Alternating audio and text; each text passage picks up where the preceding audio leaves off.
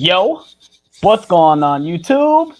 It's your boy Alex Thomas here, back with another live stream for you guys. We are on episode 41 of Nerd Talk, and today we got a very special day today. Obviously, we're doing a spoiler talk for Black Adam, but we got a special guest in here today. We're going to bring him in right now. We got Smooth J Snoop back into the building. What's happening? What up, what up, what up, what up, what up? We live, baby. We live.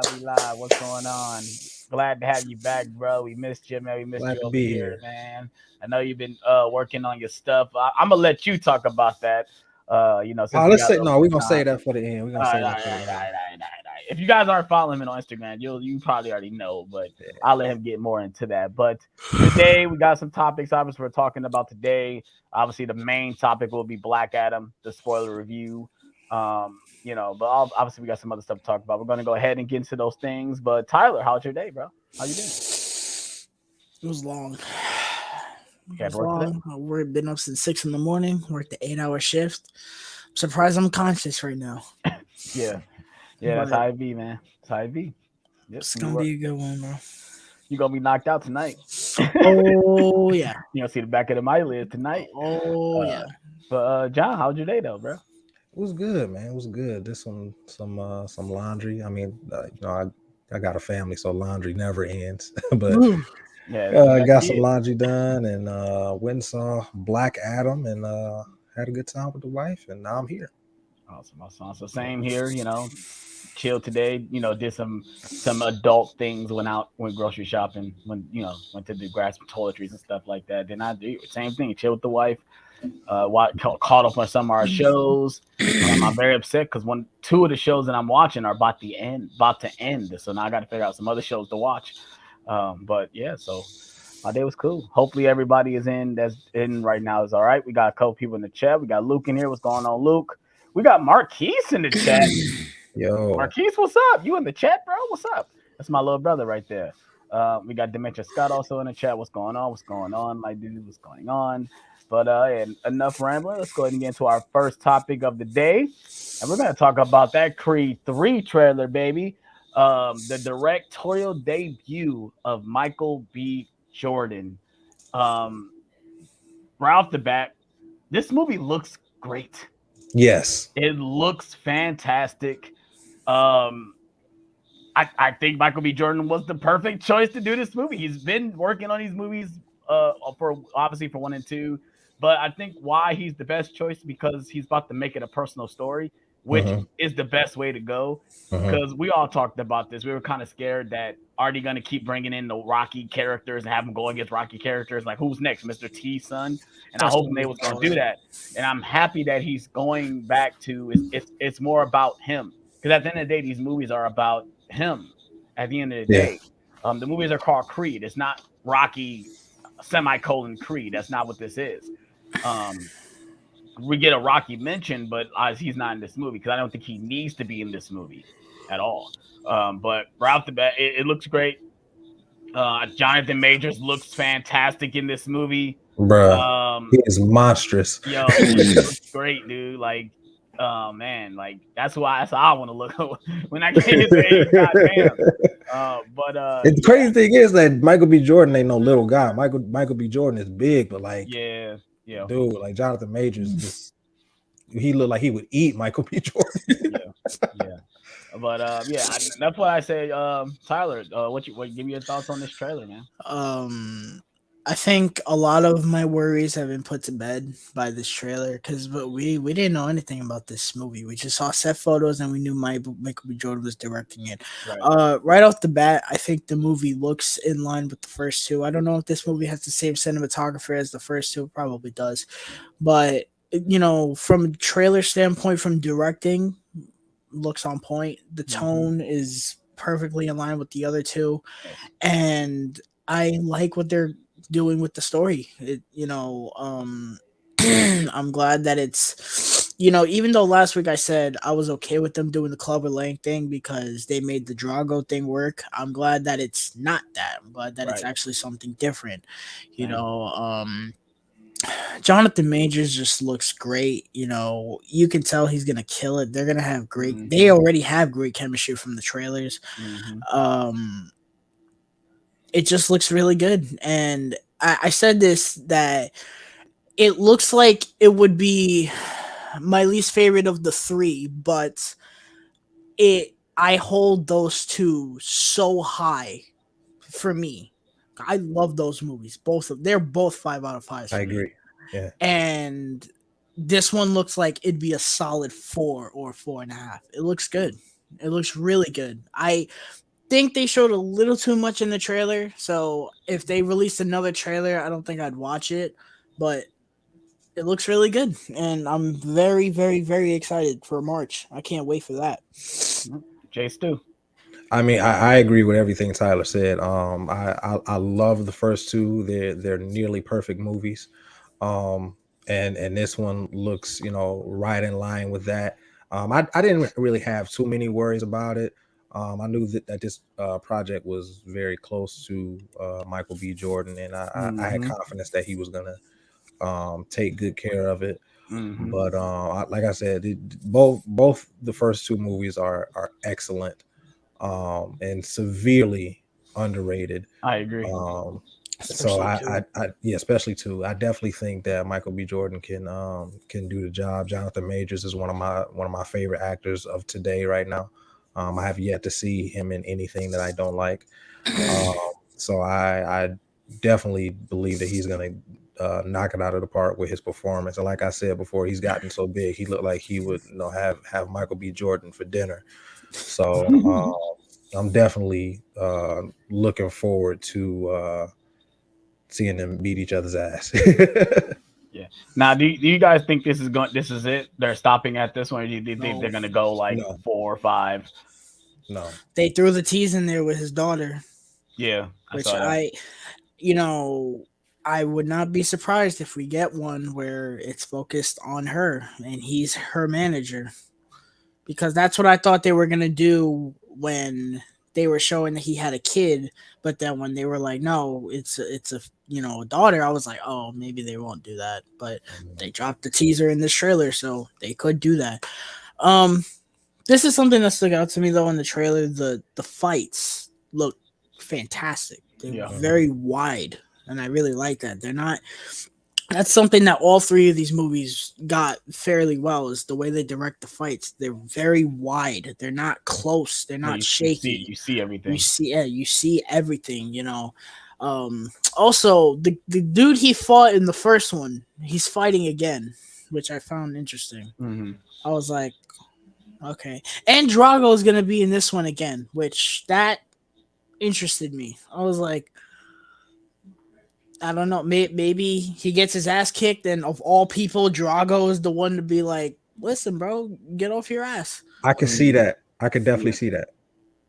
I have no problem with that because his son, I thought, Drago's son, I thought was fucking great in the first one, too. So I'm completely down for that. As long as he fits in the movie, do what you want.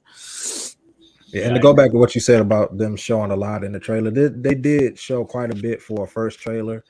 So I probably won't be watching the second trailer. I'm sold on this. I am too. I'm not watching the trailer.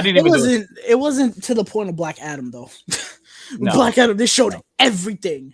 They showed enough to where I'm like, I don't need to see more. I'm good. Yeah, like I didn't even do a trailer reaction to this. I'm like, I watch it on my own time because I felt like I needed to watch it on my own time. And I was good. I'm good after this. I don't need to see a trailer too, even though obviously we will get one because it's still pretty not pretty early. The movie comes out in March.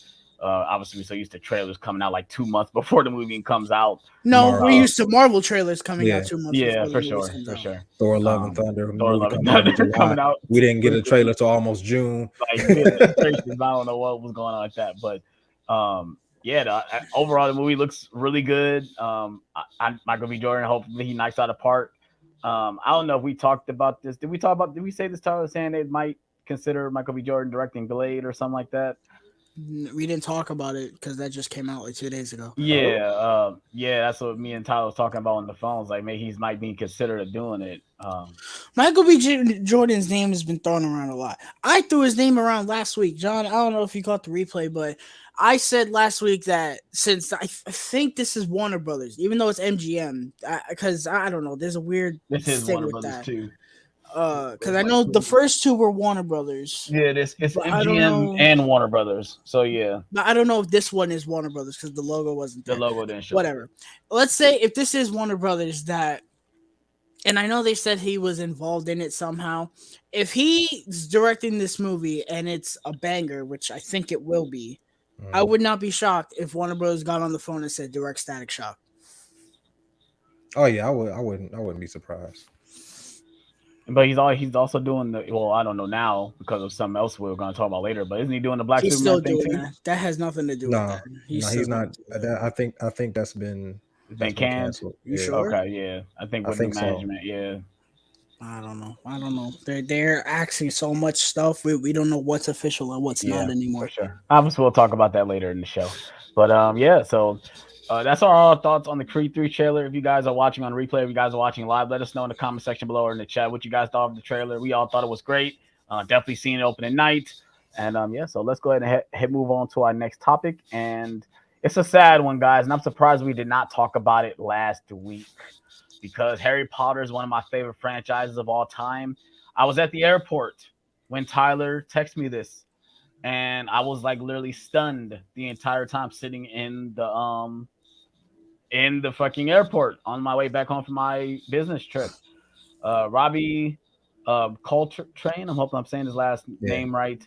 He passed away last week at the age, he was still young, fairly. He was like 70 something, right? 70 something. And if you guys didn't know, he played Rubius Hagrid in Harry Potter.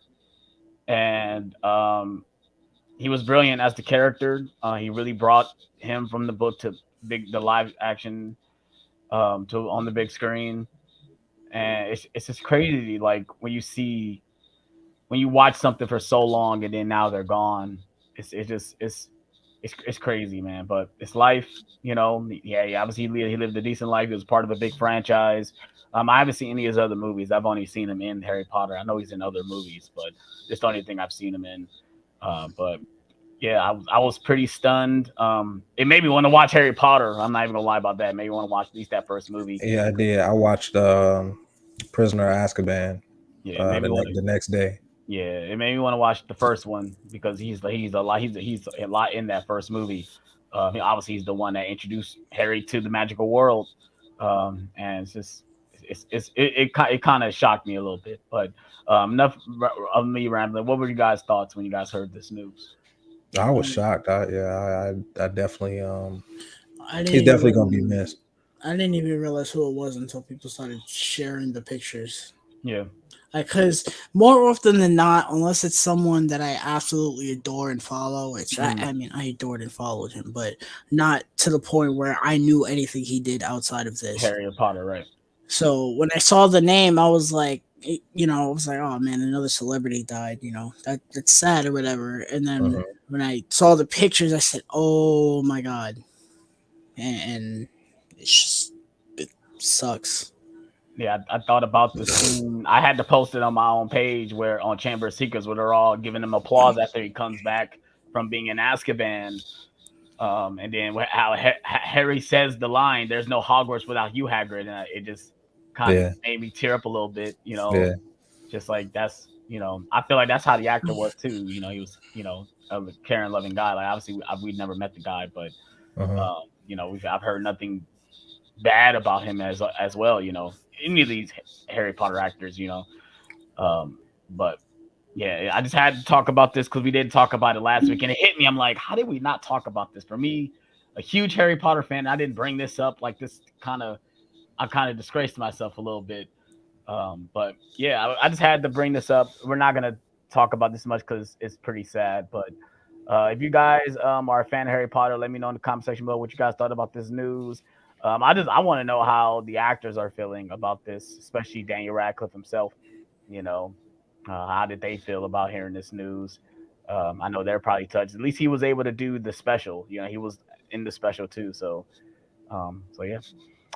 Yeah, let us know in the comment section below what you guys thought about this news. So let's go ahead and move on to some happy news. And it's about this jackass finally officially gone from Warner Brothers. Well, this Warner Discovery. Walter Hamada has officially left the door, guys. No more of this asshole being ahead of DC or any of this shit. What are you guys' thoughts on this? I know John was running laps in his house when he finally officially heard he was gone. Tyler probably was ready to pop on Man of Steel and be like, hoop and holler, and stuff. But let me know what your guys' thoughts on this, especially John, because I know John has. This is 6 years. 6 years too late. I agree. 6 years of redemption. I don't even know. You have these people that say, "Oh, the Snyder fanboys," whatever. First of all, they're fucking ridiculous. Okay, this man is one of the worst excuses for a human being on this planet Earth. Okay, he is without a doubt the worst person in the comic book industry, including over Joss Whedon. That's a whole nother beast and a half. But this man is finally gone, and the change that is about to happen in DC is immeasurable, and we are finally looking ahead towards DC. We got one little speed bump in the road right now, but that's a pretty big bump. But yeah. I think once they figure out how to get past that, I think I don't want to be that person, but I think Feige needs to start making some phone calls, bro. That's all I'm saying. I think that I don't want to make this about the whole Marvel versus DC thing. I really don't, but I think I'm worried about Marvel. I am. We have Secret Wars and Kang's Dynasty coming. I'm not as excited as I should be for those. And it's because of what we've been getting, and those are going to be two entirely different beasts than what we're getting right now. But what we are getting is kind of setting the stage for that. And that is not a good looking stage at all. I'll tell you that right now. What we got this weekend, even though it wasn't that great, is setting a stage that I'm very interested in, and one that I've always been interested in since 2015. No, 13. Fuck him. Get out. I hope he never gets another fucking paycheck from any studio ever again. I hope he gets a fucking job at McDonald's for all I care, bro. Fuck him. Man ruined Ray Fisher's career to the point where he will probably never get work outside of Zack Snyder at this point. And just fuck him. He's gone. Sayonara. Don't let the door hit you on the way out. Fuck you. Get him out. Goodbye. Chase Stu. Yeah, this is cause for celebration. I wanted to have a drink. Very glad that we are moving further along into a new era of the DC extended universe. That man single-handedly drove Warner Brothers almost to the point of bankruptcy because of the way he handled DC, which is just one branch of Warner Brothers. Exactly. So just the way he handled that one branch affected the entire company. Yeah. That man was that man. I don't know him personally, but as a studio executive, he was one of the most toxic studio executives that I can think of. And I hope that not only did he learn a lesson, but I hope Warner Brothers learns a lesson as to who they put in charge, and to always know what you're doing, know where you're going. Like Captain Howard said, where are you going? Yeah, where are you going? Where are you Bad going? Boys 3 reference, but yeah, I agree with everything you guys are saying. Like my whole, obviously we've been saying this shit for fucking almost 10 years now. It's like the problem with Warner Bros. They never had a direction, and when they had a direction, they didn't trust it, so they flipped it on his head and did their own thing. And it's like, no, like you always go with your gut, regardless to how bad the outcome might come, if you want to succeed in this business. I mean, like we said, now like Tyler said, I don't want to make it a Marvel versus DC thing, but Marvel took risk.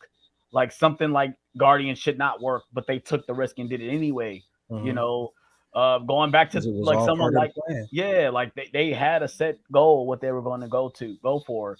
And it felt like every time we were watching a DC movie, and it felt like they didn't do that. Like, we know we want their own contained story, but if you guys are talking about a universe, they have to build to something. Don't try to cram everything all in one thing, or with another project, you see it's not the vision, that it's not going to work because something else is working. Oh, let's change it and be like them. No, we don't want that. Yeah.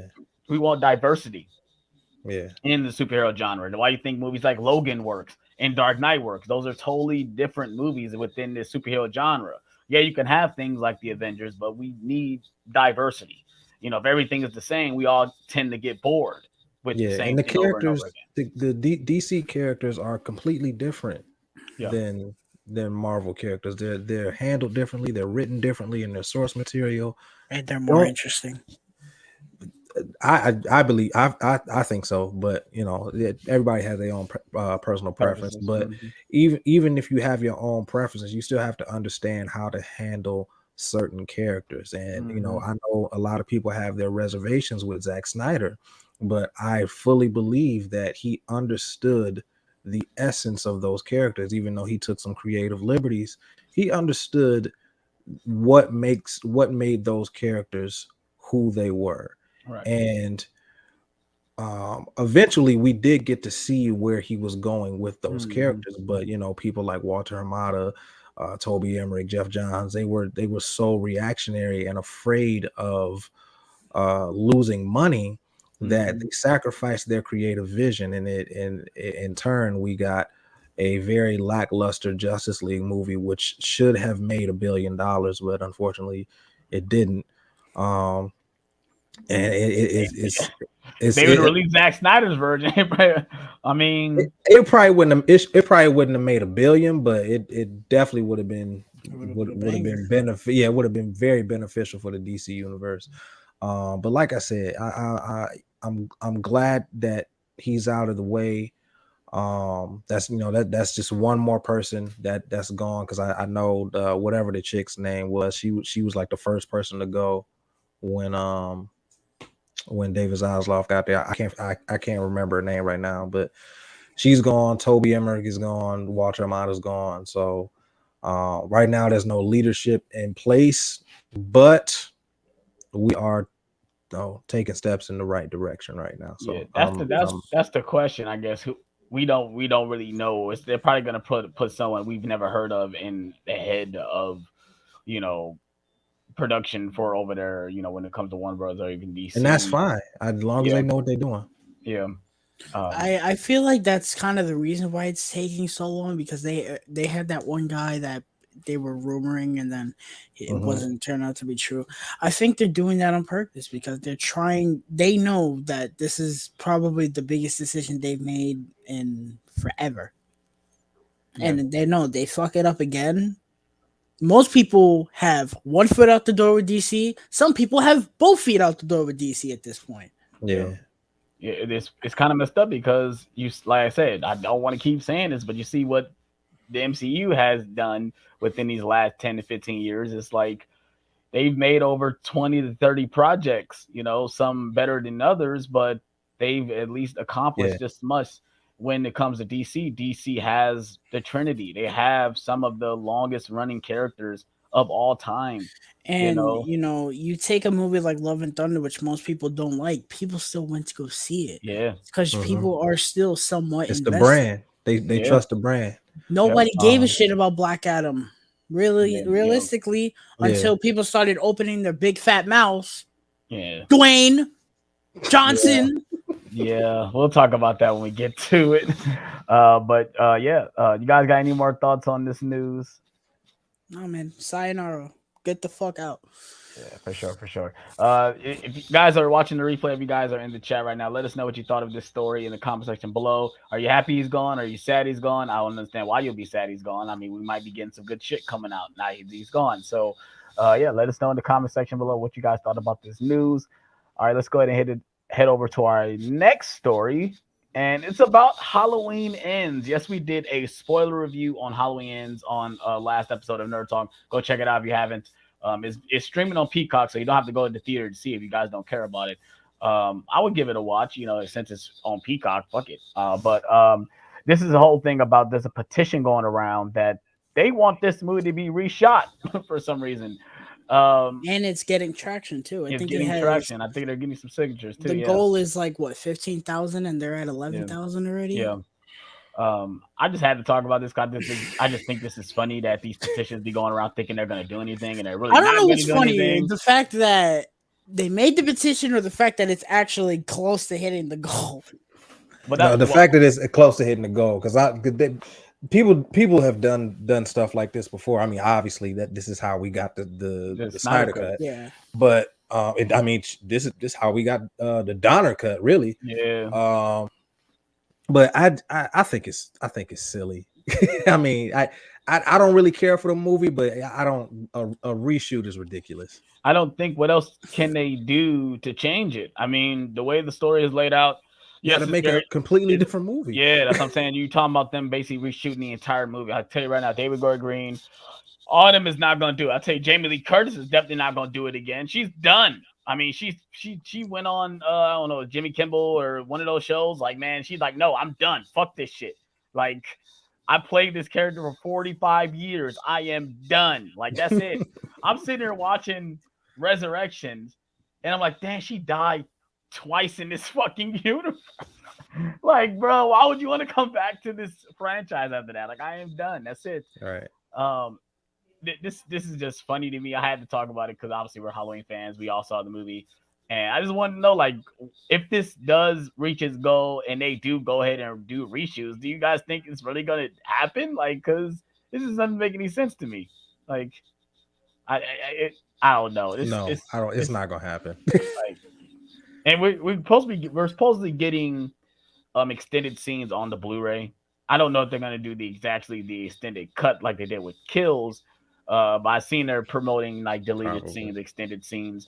I mean, if they do an extended cut like Kills, I mean, I'll want to see it because I feel like there's certain things they did cut out. It feel like it's a very light R film. I mean, I think the only gnarliest kill is the what's his name getting smashed and his tongue getting cut out. It's like everything else is like cut like for PG-13. But go ahead, Ty. People, it is a man. Go ahead and talk to him. In a William Shatner mask with a knife. Right. It is not that fucking deep. I promise you it is not that deep. It's not, though. Get the fuck over it. It's not. Please get over it. If you are one of the 11,000 people that signed this petition, get the fuck out of your house and touch grass. For the love of Christ. Please. I beg you, bro. You have 12 other Halloween movies that you can watch. And you have one other one that is the same movie you wanted this one to be. If you are that mad about it, watch H2O and shut the fuck up. Please. Like, I don't get it. What is the point of this? What is the point? Okay, they reshoot the fucking movie. You're just gonna make a movie that's the last 20 minutes of this movie that is H2O. Only they're fucking older. Shut the fuck up. I agree. Oh my god. I agree. I mean, I after watching, I kind of felt like this movie wasn't made. I kind of feel like it should have ended with kills, but with it ending with kills, like, would that have been a really satisfying ending? I don't know. Like, no, it wouldn't have been a satisfying ending. Like, talking about doing reshoots, I don't think what else can you do to make this movie better? I don't know. Like, you have to dude, make the movie over again. Yeah, and that's not gonna happen. Blumhouse is not gonna do that. They're definitely not doing it. The Halloween fan base is the worst fan base in history, bro. You sure about that? Yes, I will say it is worse. Star Wars. Yes, yes, it is, because I've never seen so many people cry about this shit.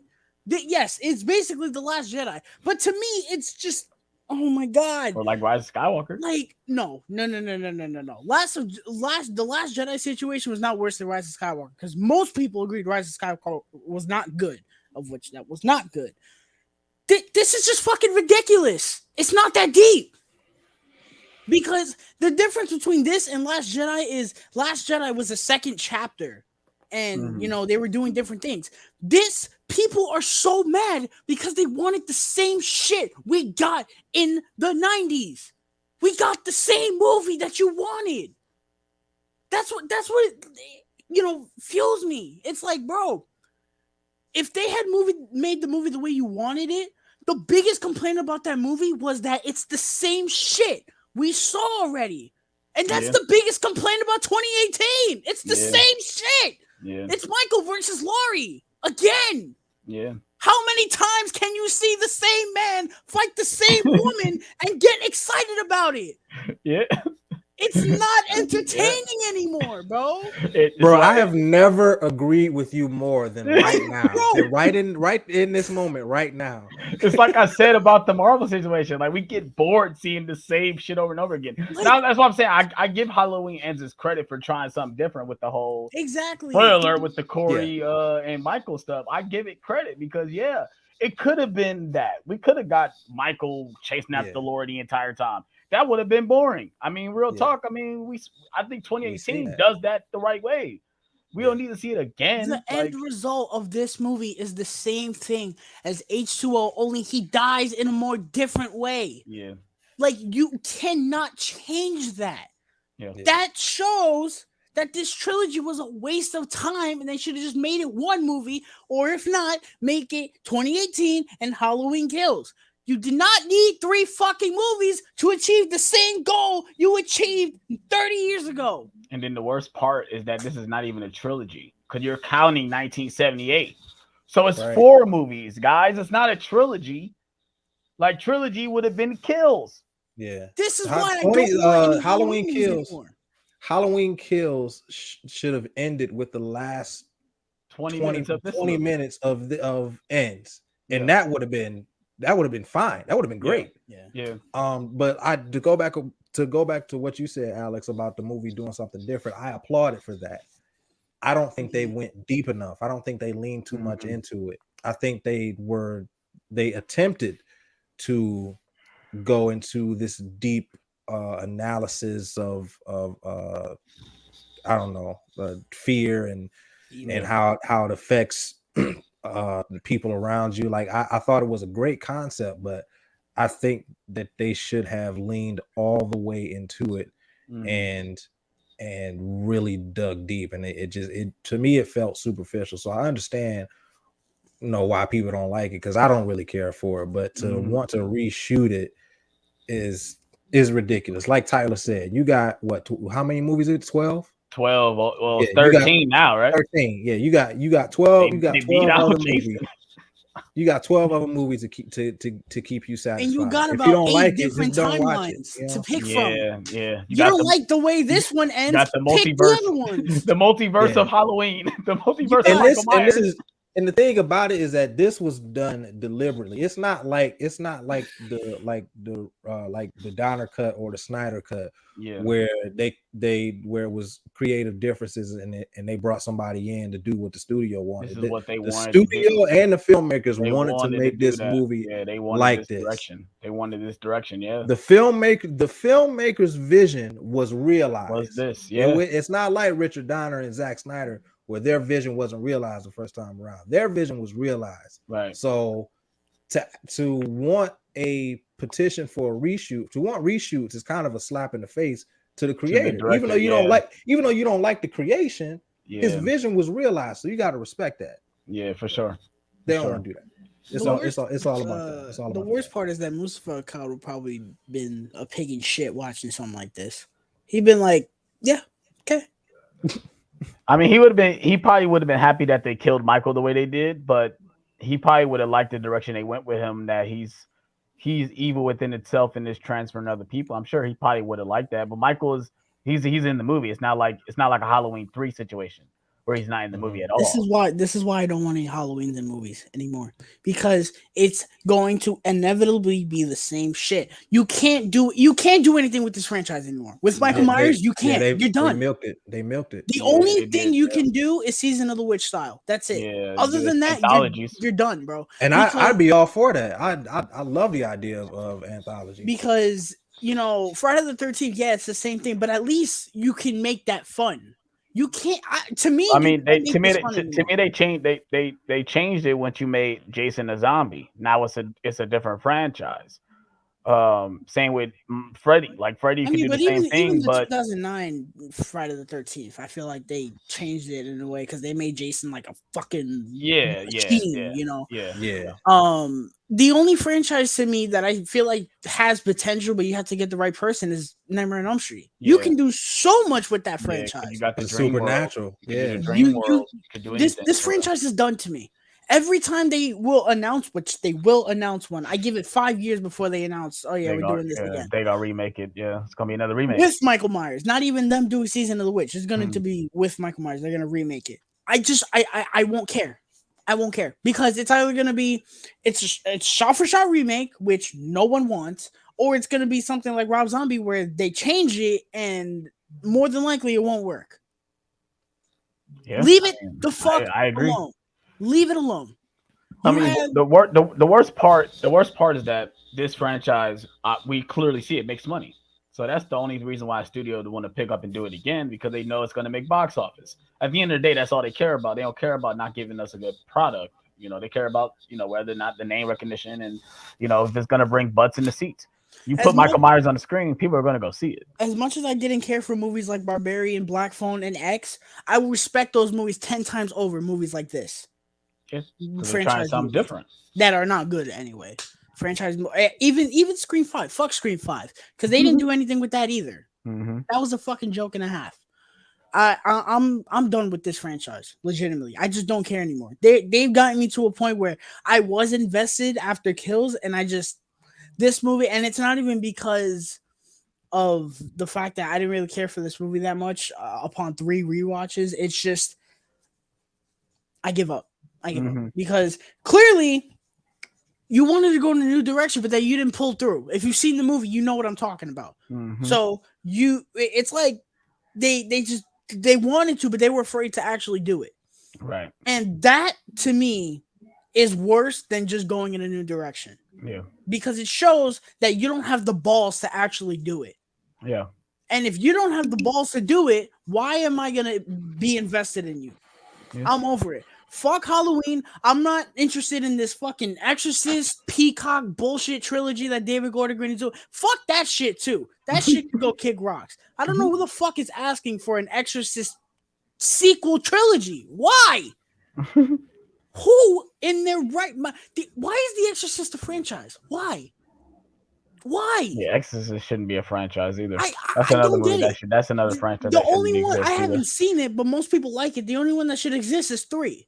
Yeah, 2 is not good. 3 is passable. It's not ever made. Yeah, 3 is passable. It's not a masterpiece. But like I haven't seen 3, but I heard 3 has like good scares in it. That's why people like it. I've seen the best jump scare in the movie. Oh, you already saw it, damn. The big one. Yeah, but it's good. So yeah, let's go ahead and move on to our next topic. If you guys, let me know in the comment section about what you guys thought about this. Somebody actually DM'd me this, and I read it. I said, "Nah, this is not true." And then I looked into it. Yes, it is true. So let us know in the comment section what you guys think about this. Do you guys want this? Do you guys don't want this? Let me know. But let's go ahead and move on to our next story, and it is about some Marvel and Disney Plus stuff. There's some rumors going around that Silver Surfer and Nova are getting Disney Plus specials, kind of like in the essence of Werewolf by Night type things. And also, I didn't throw it in there, but Mephisto as well. There's rumors that Mephisto will probably be getting like a Werewolf by Night special. People are guessing that's going to be the Halloween special for next year. And I think this is the way to go for some of these things instead of giving us a 9 to 13 episode show of characters we really don't want to spend 13 hours with. Just give us a 1 hour special. Especially if you only have that much content and don't want to stretch it out. Give us a nice tight about what the characters are and what they mean and what they're doing. If you want to tie them into the universe, I would take just a 1 hour special of what they're doing and how they came to be or whatever, however you guys want to do it. But yeah, what are your guys' thoughts on this? Tyler sent me this, and I was all right, I'll put it in the show notes. There are pros and cons of this. I'm mostly positive on this. I like the idea of, because originally Nova was going to be a show. That was the rumor, and I was like, why? And then when they announced that it was a show, a TV special, I was like, okay, that could work. And if they had it where that led into him being with the Guardians, I'm fine with that. I think this should have been the strategy from the first time they announced these Disney Plus things. I think that some of these shows should still exist. WandaVision, Falcon and Winter Soldier, and Loki. I think those 3 shows should still exist. No matter how you feel about them, they work better as shows rather than hour-long specials, especially WandaVision and Loki. Yeah. Hawkeye could have been in a special because it was 6 episodes too long, and it served only the purpose to introduce Kate Bishop. You could have done that in 1 hour versus 6. I saw some people say Moon Knight could have been a special. For me personally, I would have preferred it as a show. Some of these ideas of the 3 I'm interested in as specials. Nova and Mephisto, I'm fine with as specials. Silver Surfer is the one I'm iffy on. Yeah, I think he needs to be introduced in the movie, not a special. Because and this is why I'm okay with him. I don't want to say I'm okay. I'm iffy on it. I'm iffy on him being in the special because I don't want these specials. If they're going to go full on with these specials, I don't want it to be a thing where it's like Werewolf by Night, where it's kind of half baked and they just rush to the final result. Even though I really enjoyed Werewolf by Night, my biggest issue with that was that it felt like a hour and a half long movie to hour and 45 crammed into 1 hour, and they rushed past the first 2 acts of the movie to get to the third act. And I don't want that, for these specials, especially for Silver Surfer, because there's so much you can do with that. I love the idea that it's going to release before Fantastic Four. That's great. It needs to be longer. I don't see why you can't make it, have fun with it. Make it 90 minutes and just put it exclusively on Disney Plus.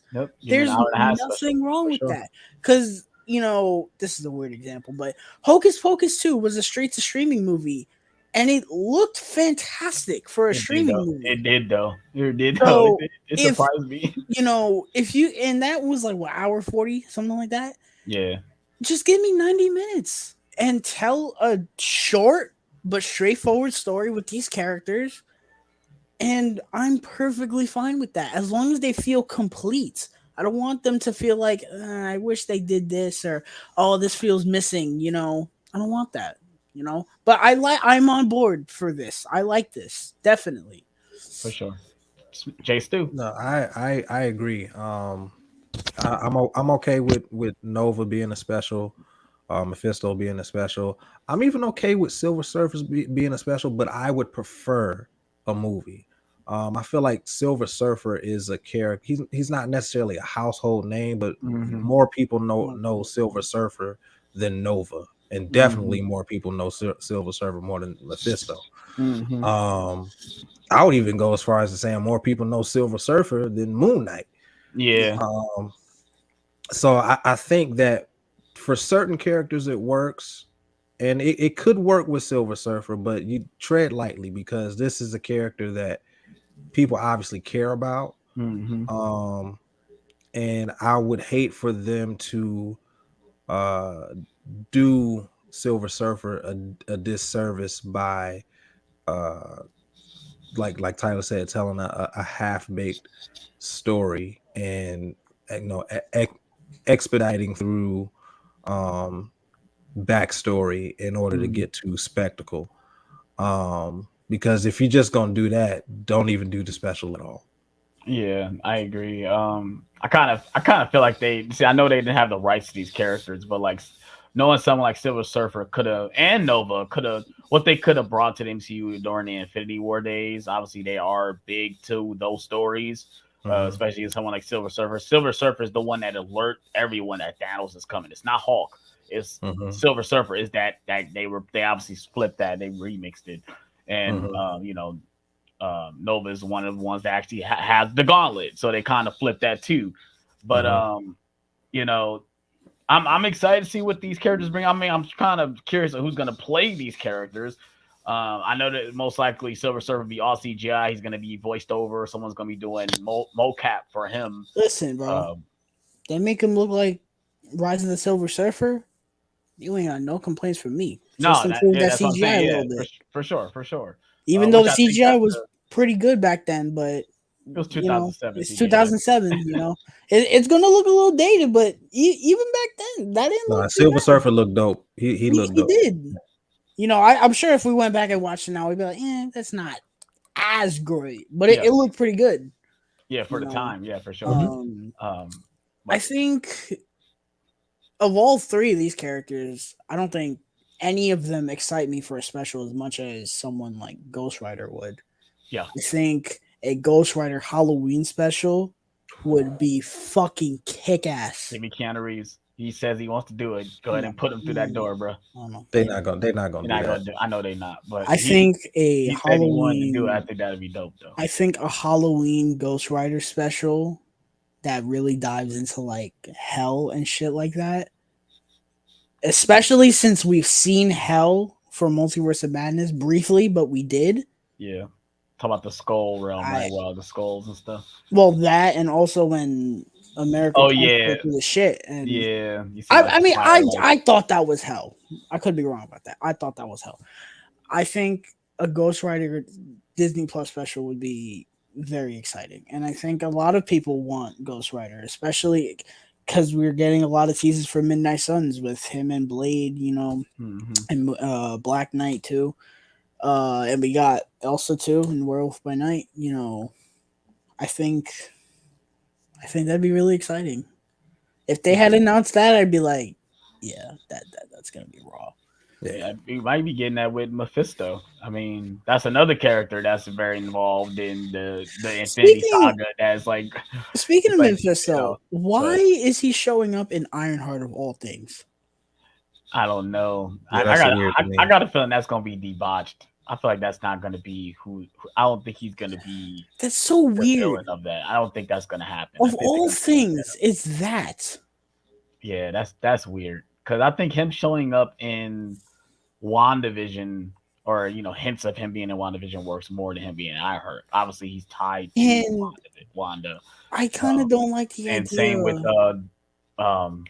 if he was in like Doctor Strange, like something like that works more than Ironheart. I kind of don't like the idea of him showing up. If the rumors of I don't even know if these are rumors anymore, because apparently someone tweeted out this was a rumor that 2 new characters are being introduced in the post-credit scenes of Wakanda Forever. One of them is Doctor Doom. I'm sorry, that's happening. Yeah, I think that's. I think that's happening. I don't know if I like the idea of us getting Mephisto and Doctor Doom essentially in the MCU at the same time. like right now.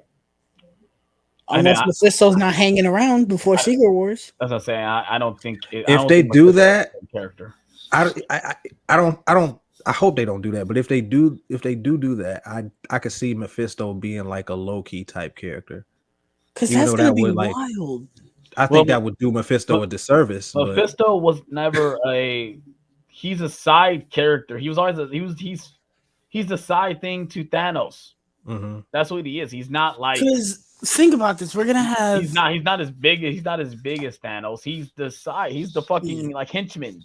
That's who he is. If we get all these villains at the same time, we're gonna have, let's say hypothetically none of them die before Kang's Dynasty. We're gonna have that again. If it goes away, I think we're gonna have Doctor Doom, Kang, Mephisto, MODOK. That's 4 big villains. That's too many. That's too many. But I think Doctor Doom and MODOK is confirmed at this point. I don't think Doctor Doom doesn't play a factor until Secret Wars. So, but I feel like he's gonna show up in Wakanda Forever in the post-credit scene. At this point, I don't see it not happening. Well, I don't think he's Doctor Doom yet, though. I think he's gonna be Victor Von Doom. He's not gonna be He's not gonna be the villain yet. Like if he do get introduced, he's gonna be his normal self before. That's what I'm saying. Unless they already had his origin story already, which they probably will. Yeah, it's like because we know that the Fantastic Four they're not getting an origin, if I'm not mistaken, right? They're already gonna have their powers. So, which I think is the definite smart decision. But I have my concerns with that movie too. It's like, who is going to be the villain? I know there has to be other Fantastic Four villains. Yeah. They're not going to do Silver Surfer first. No. If they do, that's a fucking mistake beyond belief. They're not doing Silver Surfer. Especially when you don't have Mr. Planet Eater in the sky yet. Yeah. They're not doing him either yet. They're not doing Galactus shit. I don't see them ever doing that. Someone threw out some villain, but not yet. Like if we're going to do Secret Wars, let's do Galactus later. Then So I'm still jacking that the next phase after this is going to be called the Galactic Saga. That rolls off the tongue so well. Someone threw out a Fantastic Four villain. I forgot who it was, but they were like, "Oh, it would go hard" or something. I don't know. I don't know what's going on with that, but. They're gonna have. I feel like it's gonna be cartoony having those 4 villains all together. I feel like that'd be kind of cartoony. I mean, I don't think they're all gonna be together though. That would fall in line with how the MCU is right now. I see Doctor Doom and Kang. Yeah, I see that. Even you can even say MODOK, depending on what they do. Which I don't even know how the fuck MODOK is gonna fit into Ant-Man, but. They better change that design because oh my god. I don't think it's much you could do with MODOK. MODOK looked ridiculous. However you design him, it is what it is with MODOK. I feel like they should have waited for MODOK, bro. I feel like they should have waited. I don't know. Where Mephisto fits, I don't know. I feel like for me, Mephisto would fit in that fantasy realm that I have for the MCU, where it's Moon Knight, Ghost Rider, Blade, Black Knight, Elsa, all of them. I feel like he'd fit right in there. I don't see where he fits in Secret Wars and Kang and all that shit, but we'll get there when we get there. I think after Wakanda Forever, we'll have a bigger idea of where we're going. I just don't understand the hype for this character. That's the only thing I'm so confused on, because like when WandaVision was coming out, I watched New Rockstars, and that's all they kept talking about. Like, oh my God, Mephisto. Anyone was talking about. Why? Why are we so hyped for this character? I think to me there was only like 1 week. If you guys read the comic, I know he's tied to Wanda's children being born and all this stuff. I know that, but like. It wasn't just with WandaVision; it was with Loki too. Everybody thought he was gonna show up in Loki. Yeah, I don't know. But I feel there was only 1 week to me with WandaVision that I thought, okay, he's gonna show up. I think it was right when they revealed that Agatha was the villain, because they showed something missing or something. They thought it was her husband was Mephisto. That's what everybody thought. I feel like Ralph is Mephisto. See, but I said this when that show came out. I was like, that's the most disappointing part, is when they reveal that Agatha's the villain, because we already knew that. Yeah. And I feel like, even though we kept joking about, oh, Mephisto's going to show up, I feel like that would have been really cool. They were like, yeah, he's the husband. I was waiting on it because like when she reveals herself, and I'm like, all right, it's got to be more because we already knew that. Right. And then it's like, as much as I love that show, that was my biggest negative when they revealed. That's it. When they revealed that that's who it was, and we got to that finale where it was just them fighting. I'm like, oh, so this is really it. Okay. Mm-hmm. All right, bro. But I don't know. We talked about Marvel more than I thought we would here. Yeah. But yeah, let's go ahead and move on. If you guys have any comments or thoughts on this story, let me know in the comment section below. Do you guys want these as special? Do you guys want these as movies? Do you want these as TV shows? I personally don't. I'd rather just keep them as specials because let's go ahead and get them out.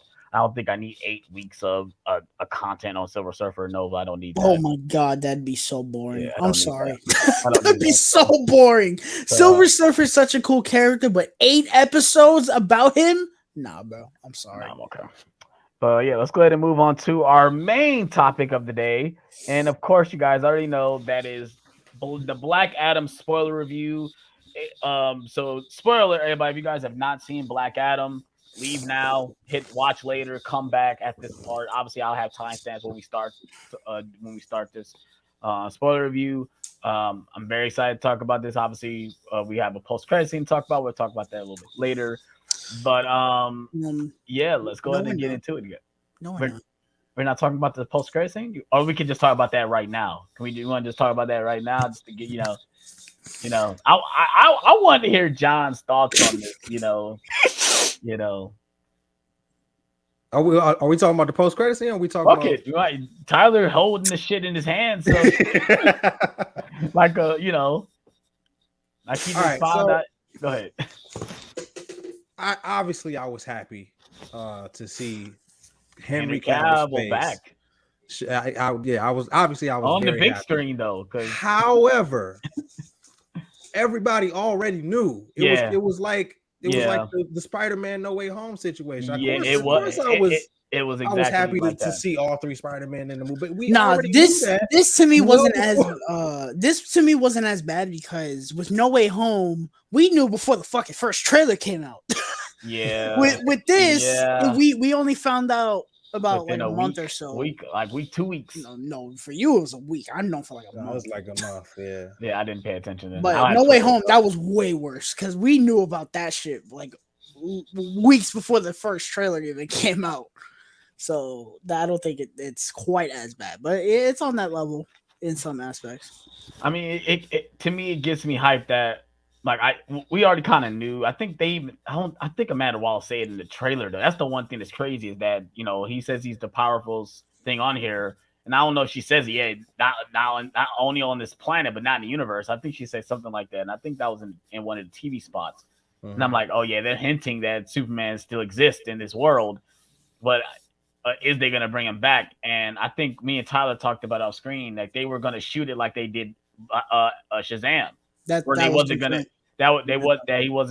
gonna show his face. It was just gonna be like just his body, and somebody's body, not Henry Cavill's body, right? Somebody's body. But I think they would have did the service. I think him being Henry Cavill, to me it just I'm more at ease, because now we know that but I'm still not at ease because is it really official? Yeah, we know Man of Steel 2 is in production. But who knows how these actors be feeling at the moment? It could be, oh yeah, I did this one thing. Who knows? I mean, what other confirmation do you need? Why would he come back for just a post-credit scene? If they announced Man of Steel 2 and for him to not be Superman, that don't make sense. If he's back and he showed his face, it's DC. That's why. It's DC. Listen. This is a studio that couldn't keep Ben Affleck as Batman. I hear you, but they wouldn't bring him back and announce the movie just to not have him be Superman. That makes no sense. They would not do that. Yeah, I think we're finally moving. Well, you know what?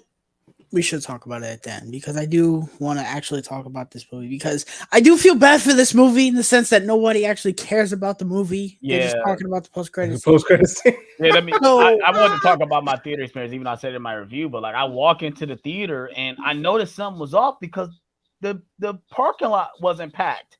I was able to get a spot in front of the door. That's very rare. I'm never able just to pull up and like, okay, we're in the theater. I walk in, I already bought my tickets. So I don't need to go to the box office. I just scanned in on the barcode. I'm walking in and I'm talking to the guy. I'm like, where is everybody? There's a DC movie coming out today, right? All he told me it's supposed to get busy later. What? Like, I know it's October, and maybe that's why. Like, are we not used to superhero movies coming out in October or something? Like, it's The Rock at that too. Yeah, the Rock bring people in. Like that's surprising playing to me. A anti-hero. I don't know about that because my best friend who doesn't care about superhero movies, I asked her, "Oh, do you want to see Black Adam?" She was like, "What the fuck is Black Adam?" I said, "The superhero movie with The Rock." She was like, "Oh yeah, that." So I don't know.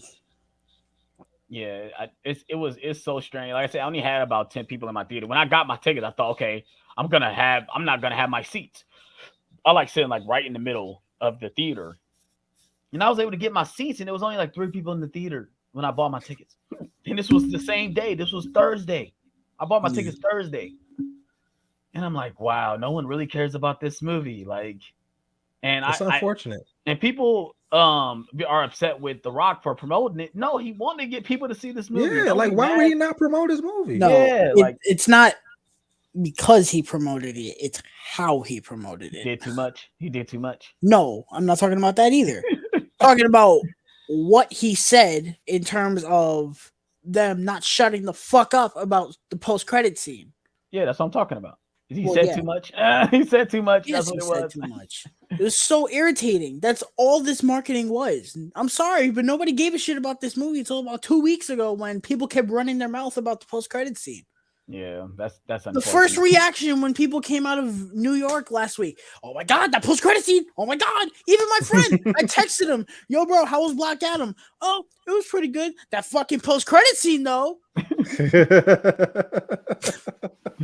Man, that's kind of upsetting because I think the movie is fine though. Like, and it's funny. I knew John's score right before he went to us, so he's gonna give it a 3.5. And that's exactly what you came out and gave it. This is the first time in a while with a superhero movie, legitimately since like fucking No Way Home, probably, that we all agree. Most people feel the same about this movie. Maybe some feel higher, but for the most part, people feel the same about this movie. And it's not a bad movie. That's the one thing. I'm happy it's not bad. Like, I am too, but at the same time, am I gonna go back to it? No, probably not. To be honest, we talked about that on the phone. That maybe this won't be on rewatch. Won't be have the same effect. This is now. Granted, I love most of the DCEU movies. I think the only DCEU movies I would not watch again are Justice League, Wonder Woman 84, Birds of Prey.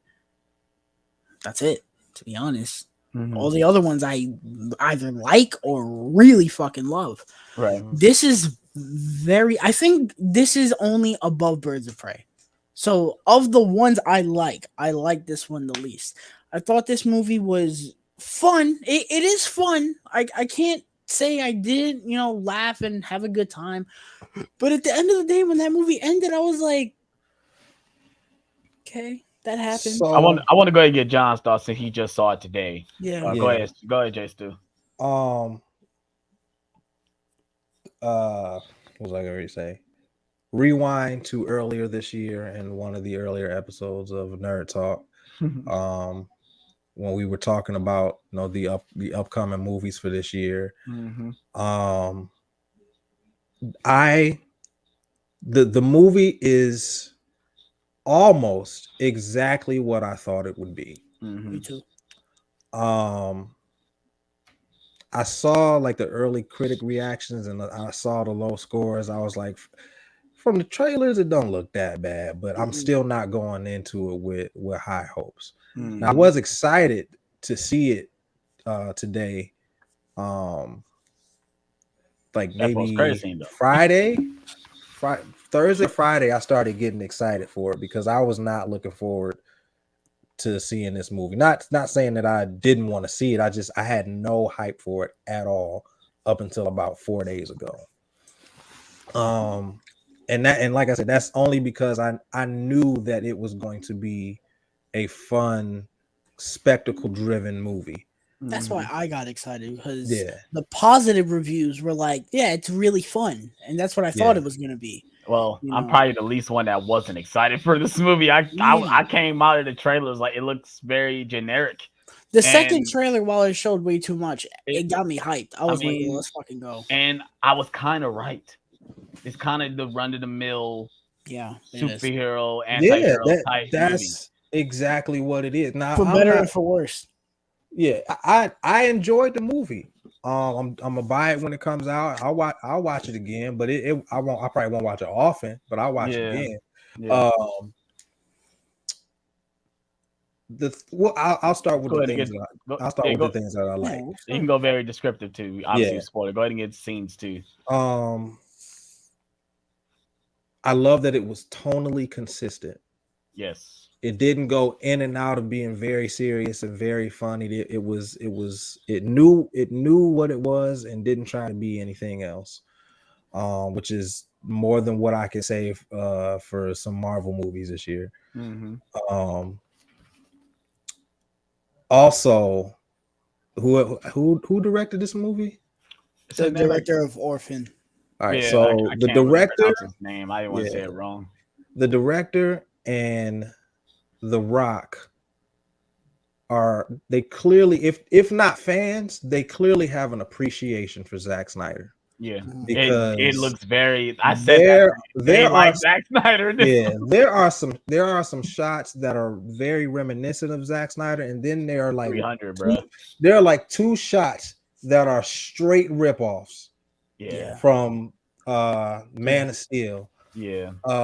When Black Adam is floating in the water, I'm like, that's the when he's like shot from the oil rig scene from Man. It was that shot from Man of Steel, and then the shot in the flashback where he kicks him and where he kicks him and that's 300. That's straight 300 when he kicks him. He's falling.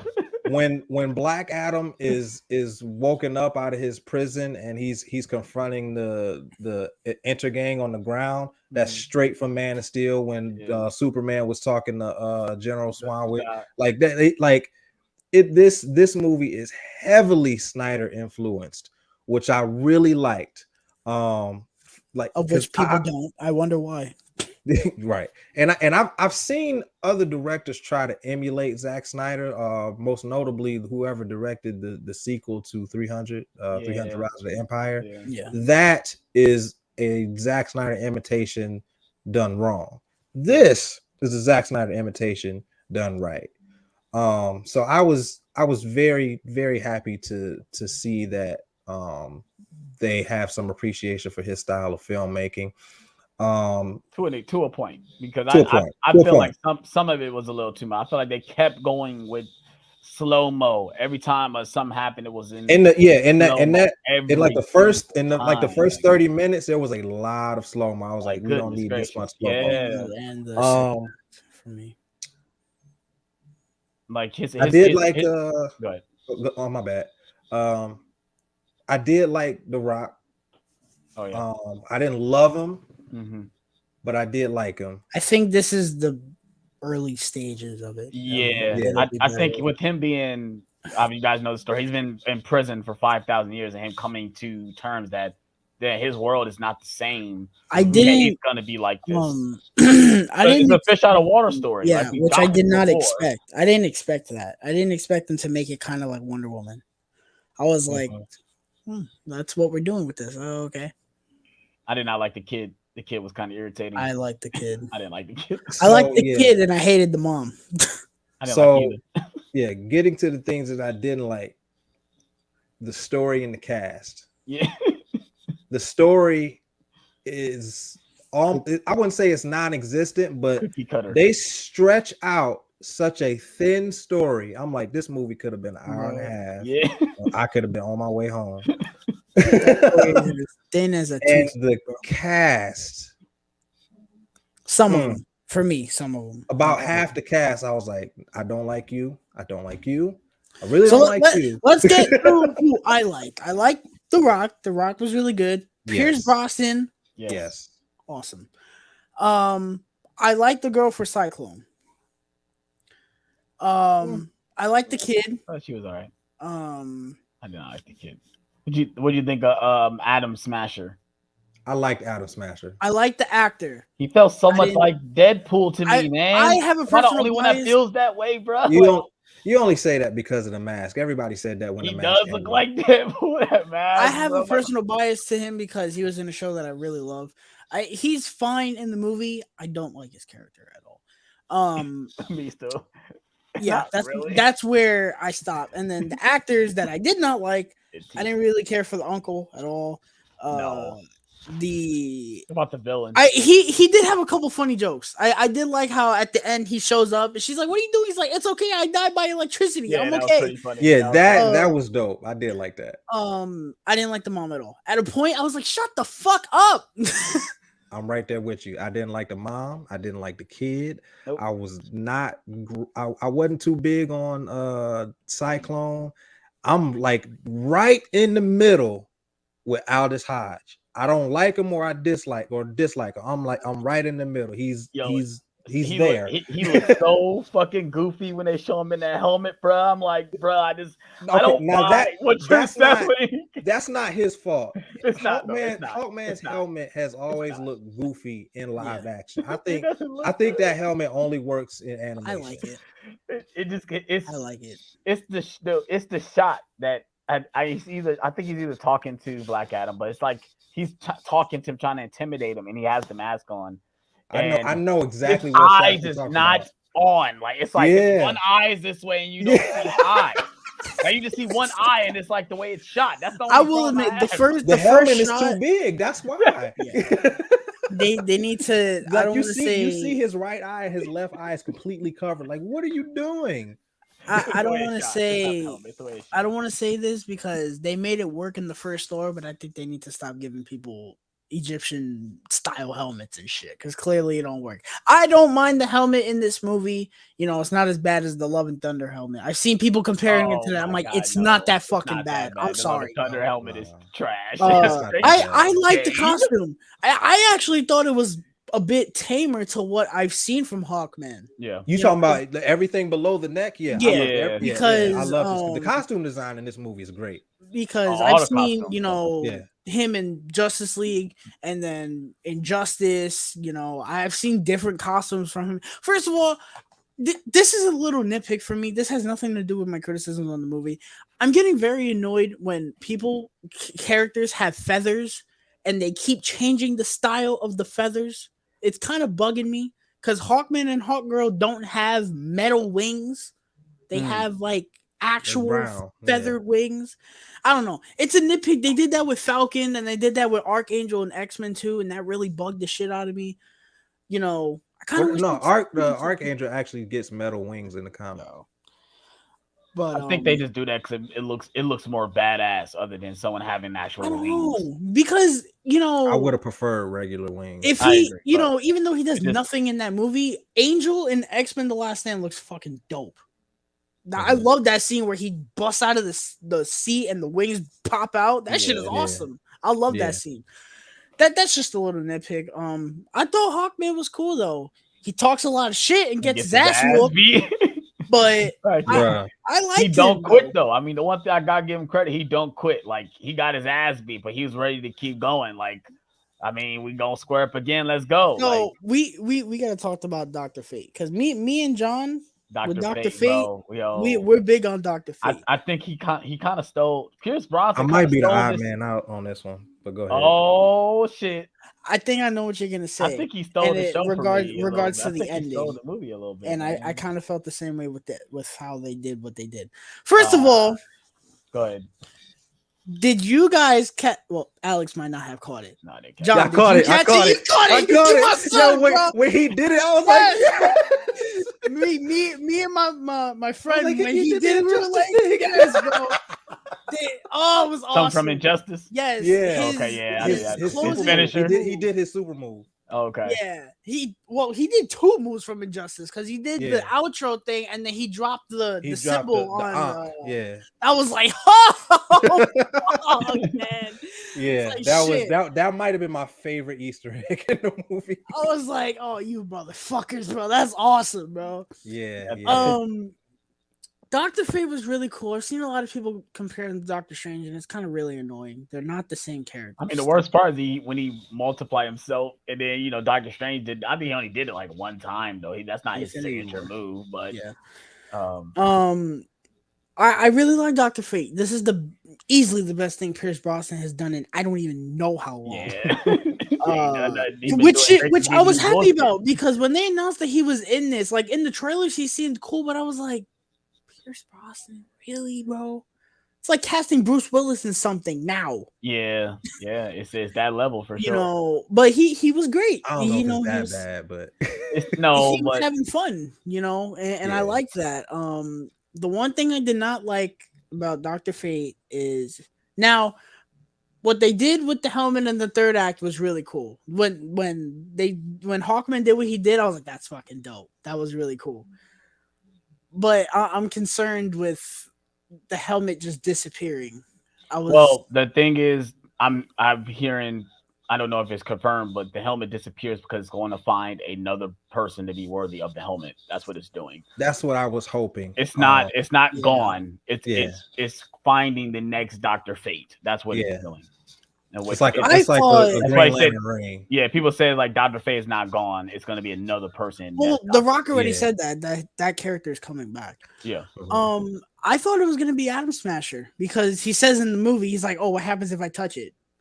Now, I don't think that would have been as effective, because Atom Smasher is a fucking clown in this movie. But I thought that would have been nice payoff to that. No, I wouldn't have liked that. But Atom Smasher depends on how they've done it. No thanks. I don't think that'll work either. I don't know. Me and Alex feel the same about this. I don't know if John does. The CGI in this movie is fucking embarrassing to me. It's not good. And the green screen is not good. It's not terrible, but it's not great. No, I thought it was terrible. There's CGI, parts where it looked really good. Yeah, the CGI, I don't think it's terrible. It's spotty. There are certain points where it looks really good. And there are certain points where it does not look good at all, mainly because of the green screen. The end boss did not. Oh my god! He looked like Jafar a little bit. That's what I said, bro. Like this is Jafar. He didn't look good. Like I'll like take Genie. Him over Jafar. You like Genie. His design was fantastic. Yeah, he was fantastic. I love my favorite shot, which they showed in the fucking trailer. Warner Brothers, fucking idiots. Yeah. That shot of him coming out of the water is fucking fantastic. I love that shot. What was I gonna say? The seeing this movie, I saw this movie for the first time in a true IMAX theater. The screen was fucking huge. It was noticeable. It was noticeable. There were shots where I was like, oof. The green screen is really bad. I'm sorry. There are shots of The Rock flying, and I was like, why does that look like that? Is the scene not in the trailer where he takes down one of the jets? Is that not in the movie? That's not in the movie. Oh, okay. I thought it was. No, when he punches one of the jets down. I was looking for it. It's not. I was too. I'm like, that's not in the movie. The villain in this movie, potential for the worst DCEU villain. Yeah, you're probably right, Marquise. He's a bit trash. I can't even count Steppenwolf, because that's not Steppenwolf. Well, Justice League Steppenwolf. I can't even count that. Is he down there with Cheetah and he's down there with Cheetah. Fuckface from '84? Yeah, it's pretty bad. I didn't think this movie, when it ended, well, I thought it was ending once he got when he got locked up. So, okay, this is where it surrendered. Yeah, once he surrendered, I was like, okay, this is the ending. I didn't think this movie was going to have a villain. I didn't think it was the end. Well, I knew it wasn't the end because Warner Brothers showed the fucking Sabak was in the movie. They showed it. I didn't see that trailer until a little bit later though. So I knew it wasn't over though. I'm like, this movie's not over. I wouldn't have thought that it was the end. And if I had seen Sabak as a surprise, I would have been like, oh, that's really cool. But since I knew he was fucking showing up, I was like, come on, bro, get on with it. I'm ready to go. Yeah. I don't know, man. They're I really wish they developed Cyclone and Atom Smasher. You get one scene. That's it. Yeah, of them them talking, being cute. And they have, I will say this. I thought they were going to set them up getting together. That's what I thought they were doing, but they didn't get that. The actors in this movie have great chemistry with each other. All of them. Yeah. You know, they don't give them anything to do. Not Atom Smasher and Cyclone anyway. Yeah, I think the story, dialogue. Well, the dialogue goes along with the story, but it's probably the weakest part of the movie. It's just not. It's not there. You're not necessarily engaged with why they're doing what they're doing. You just want to see Black Adam be Black Adam. Yeah, even the MacGuffin, even the crown, the whole thing about the crown. Oh, we got to get the crown or whatever it's called. It's like that thing. Like I didn't care about that either. I didn't care about that at all. I've seen most people say this, and I can agree. The best part of this movie is the first act. Yeah, man, he's just fucking destroying. Yo, bro, why we get a Quicksilver like part in this movie, dude? How did that was weird. That was weird. The first one, when we got it, I was like, that's weird. The second one, to me, I was like, why? Yeah, we do he get a couple scenes like that. I didn't really understand. It was too much. I loved when he got released from his cell and he's murdering the people inside. That was probably the trailer, best thing in the movie. I love that. I love to show how fast he was. He was just like zoom, zoom, zoom. I love that. Yeah, I loved his super speed. Oh, there's a reason that was the first footage we saw from this movie. Yeah, because it's the movie we wanted. Yeah. That's why when I saw that footage for the first time 2 years, no, it was last year. Mm-hmm. Last year, I was like, "Yo, this movie's gonna be fucking raw." And then when I seen the second trailer, when they were like, "No, there's just Sabak and he's a villain," I'm like, yeah. We kind of knew Black Adam wasn't going to be the villain. We kind of knew that. Yeah, of course not. But when does Warner Brothers ever give us what we want? That's not Zack Snyder. Dr. Fate. I'm the Iron Man out on this. I don't dislike him, but I thought they nerfed the hell out of Dr. Fate, bro. Oh yeah. He's nerfed to the point where it annoyed me. I'm like, he's not what we wanted. So much much more powerful than this. Why? And darker. And he's been doing it for a while. So this is a seasoned Dr. Fate. Like, why? We should have seen should have seen the psychological turmoil going on with him, because if he's really that seasoned, his mind must be fucked. Yeah, and we get from having that helmet. We get essence of that with him, obviously having the visions and him. Yeah. Like, every time I was staring, wasn't I? Like, he has things going on in his mind that has him messed up, but we don't get that. But it isn't on the level of Young Justice at all. Yeah, you took the words right out of my mouth. Dr. Fate and Young Justice is like God tier supporting character. Like, he is fantastic. And I love the effect that he has on its wearer. Like, Dr. Fate in that show is the blueprint. He's the definitive Dr. Fate. And I was very disappointed when I didn't even get like a semblance of that. This kind of felt like a different Dr. Fate. He wasn't bad. I like Pierce Brosnan's performance. Yeah. And I liked some of the stuff that he did, especially when he was multiplying and holding that Black Adam back. I thought that looked really cool. Even though we saw it in the trailer, it was nice to see it in context.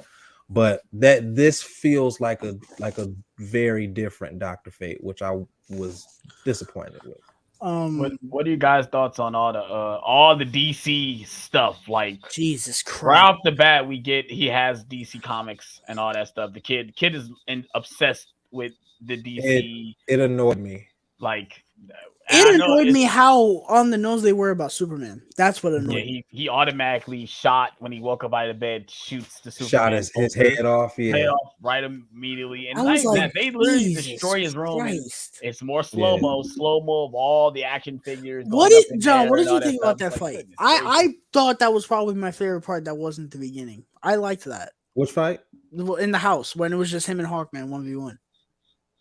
It was cool.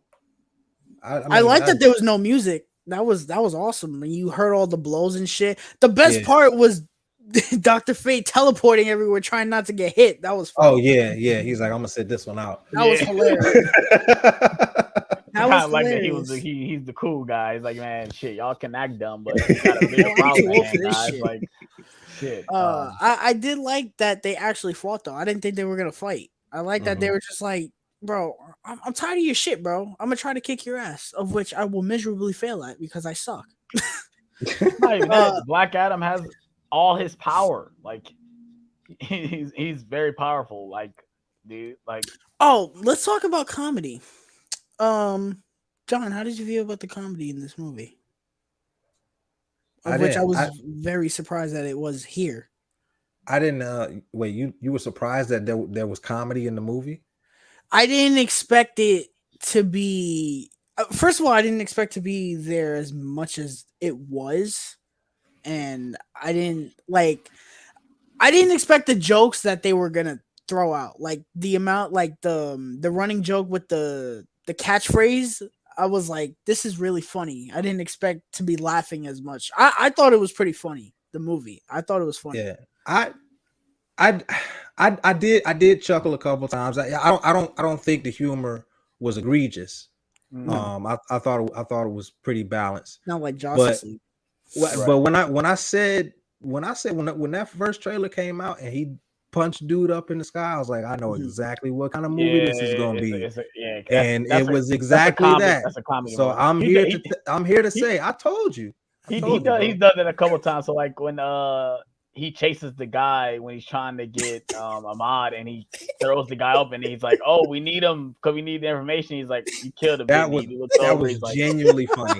He didn't make it. He didn't make it. I think that was the part where my theater laughed the most. That was really funny. It's not even the fact that you got The Rock. Yeah. The Rock is a very charismatic actor. It's like you would expect him to go comedy, and he can't because he doesn't understand comedy. Like he's just literally bursting through walls, like, and I love Pierce. Like, that was hilarious. You guys did not have doors back in the day. Yeah, we used them to walk through things. It's like no shit.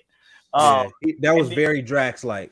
Yeah, he's like, oh, that's called sarcasm, and then he does something like, oh, that was sarcasm, right? Like, yes, it was. Yeah. The catchphrase thing to me was funny. I found that funny. Oh yeah, when he's like, when he kept telling people, he's like, you gotta say the catchphrase before you do it. I love when he threw him and he said it really fast. And tell him the catchphrase, then kill the bad guy. Right. I loved when in the beginning when the JSA was in the jet and they're like, all right, bro, he's there, and then he's holding him up, and Hawkins is like, oh shit, and he fucking dropped him, and he's like, let's go. He's like, oh fuck, and he's like, I knew was gonna save him. That's why I dropped it. Like I knew you were gonna save him. That was funny. Dr. Faye was like, he has a point. Yeah. I liked when he was like, I forgot what the dialogue was, but the kid was annoying him. He was like, move out of my way. He was like, but why won't you talk to me? He's like, because you won't move out of my way. He's like, did you talk to everybody like this back in your day? Yes, because they wouldn't move out of my way. Move out of my way. And I liked how he grabbed him. He just picks him up while he's still talking.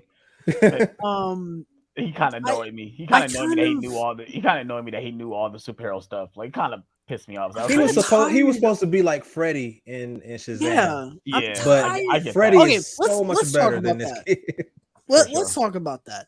Shazam. I feel like this movie trying to be like Scream with the made. No, that's way worse. No, Scream is egregious. Don't get me started. I feel like this movie is made to fit only with Shazam. Yeah.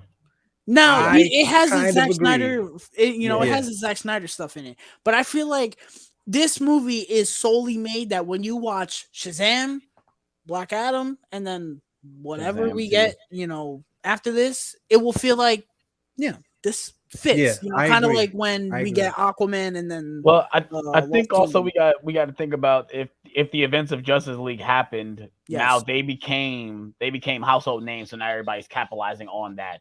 My only thing is, how do companies pull out this much merchandise within a certain amount of time? That's my only thing. It's like, it feels like most of. I think they need to tone it back because we were seeing. Yeah, it's like we literally saw movie posters. They act like these characters have been around for as long as he's been alive.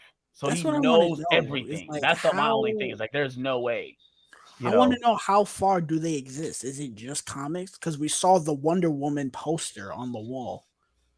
Yeah, I feel like to me that's too meta for me. Like you telling me they did these it things in actually exist like the way they exist in our world. I feel like the way they did that in Shazam was way better. Can you imagine that? Could you imagine if they're like, no, the Justice, like that side of the DCEU, yeah, that's just movies in their universe. That's not the real DCEU. Could you imagine that? That'd be a little upsetting if that's the truth. It'd be upsetting if Justice League never happened and it was just a movie in their universe. I was about to say that kind of works, bro. No, but then, because they gonna ignore them movies anyway. Then what makes it what makes the superheroes as big as they are now? An event had to happen where they became House of Money, just like the Avengers. Like the Avengers became the Avengers because they saved the world. I don't know. That was just so what happened that the Justice League are a household name? I think Batman is kind of exiled out because he's been Batman for as long as he's been. Like I think Batman is the only exception. Because even someone like Wonder Woman, who is not a household name because she's been in under the radar, like we don't know where we're going because of this Flash movie. Yeah, we don't know where we're going. I mean, where are you going? Yeah, I don't know. Yeah. Flash can literally wipe this entire thing out, though. That's why I kind of wish this would do. Like, I like that Black Adam is all this stuff. Who knows what Man of Steel 2 is going to do? But I mean, I'm kind of in the camp that Flash wipes out the entire thing and they start over. If you want to bring back recurring characters, bring them back, but make them totally different than what we got. I kind of wish we got in Flash now. I mean, if you ask me what I really wish, I wish this movie would get fucking thrown in a fire. But I wish that we got in Flash now, and this was the first movie after that, because this kind of feels like a whole different world.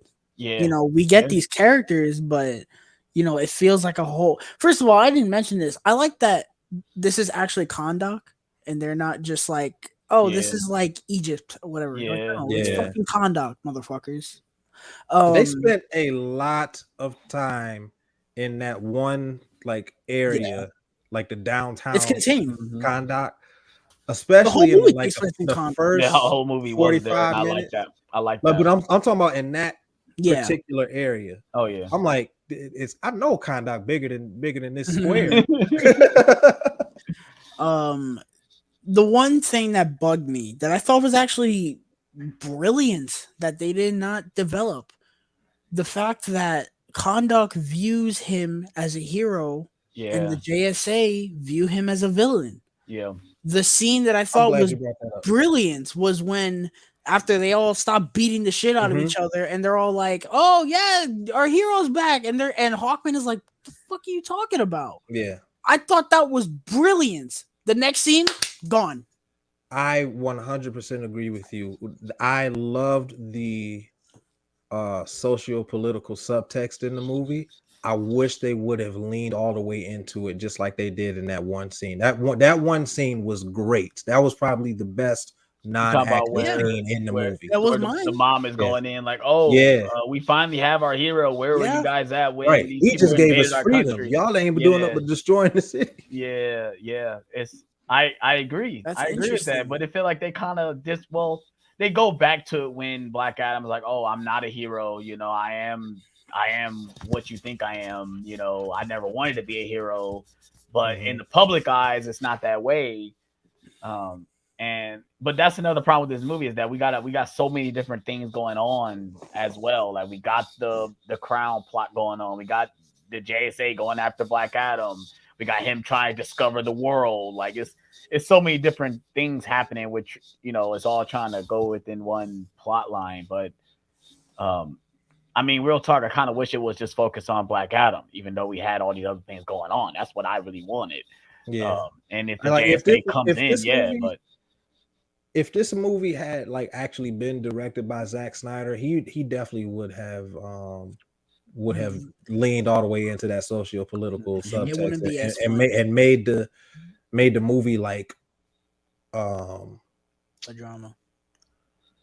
Not necessarily Not necessarily a drama. Like Man of Steel.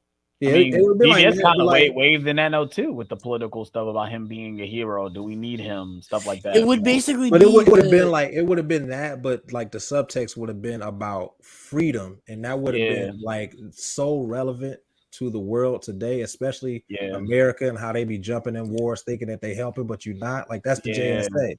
Like it would have been this movie could have been really, really deep if it had gotten in somebody else's hands. But I feel like if Zack Snyder did direct it, it would have been like, you know, that those scenes in Man of Steel where like the scene where he goes to the church and he's like, oh, I don't know what to do. This man just threatened the whole planet and I'm just I'm just me. I feel like it would have been kind of like that, only from the perspective of the villain. I feel like can be pretty great if you really sit down and study, kind of like Joker. It's a character study. No, I agree. I feel like they couldn't have did that, man. I just think that they wanted to go over the top with this movie. That's what I'm saying. If Zack Snyder directed it, it wouldn't be as fun. Yeah, it wouldn't. And I love Zack Snyder to death, but it would definitely been more like deep. It would have been I firmly believe it would have been a better movie.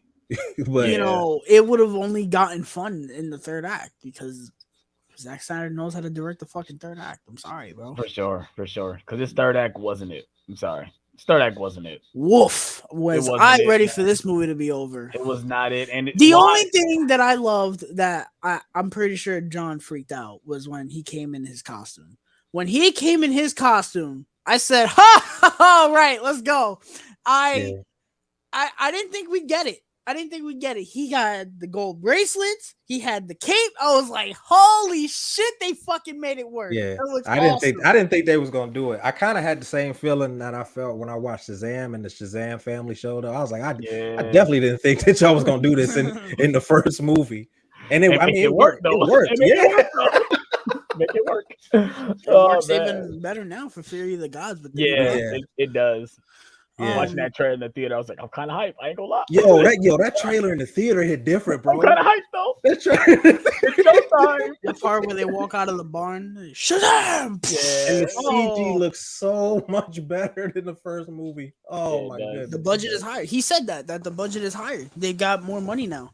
And it looks that movie's definitely gonna be better. I just threw a car to Dragon. I love my life. I'm sorry, the suits are better, the CG is better. Like, it's gonna be better. Man, Rachel Zegler has a bigger part in that movie than I thought she was gonna have, bro. She's Isis, right? I don't know who she is. I don't know who any of these new characters are. I thought she was gonna be Isis. All I know is that the villains are like the daughters of gods or something, and they're pissed. That's all. Daughters Atlas. Yeah. Is there really anything to talk about more with this movie? To be honest, not really. Not really. It's good. I recommend it. Go see it. Yeah, I recommend it too. For me personally, I'd say just stream it on HBO Max. That's me. I'm actually surprised they didn't go with the HBO Max route, but I know they were probably done with that after last year. But I'm surprised they didn't, especially after how bad the Suicide Squad did. Yeah.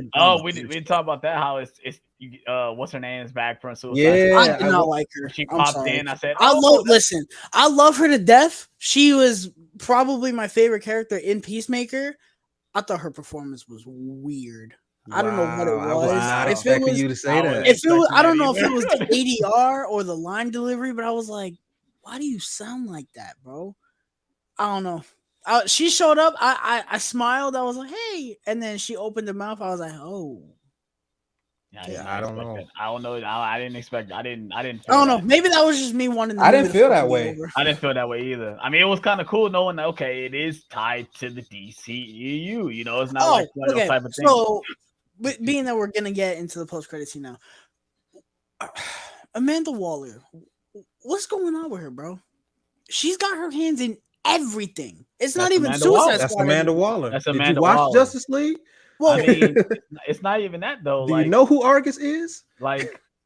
She is. She has dirt on everybody. That's the thing. She just have the way to manipulate you to get you to work for her. Yeah. What does she have on Superman though? I mean, I don't think it's not his identity. I don't think it's that because No.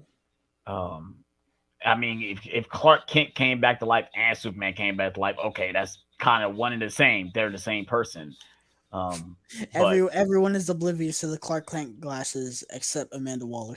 Yeah, I mean, it would make sense. He'd probably walk up to her with them glasses. She'd be like, "Bro, take those fucking glasses off, bro." But bro, that's real. Like when Man of Steel came out, Henry Cavill was walking down the street in a Superman t-shirt, no glasses, looking like Superman, and nobody batted an eye, bro.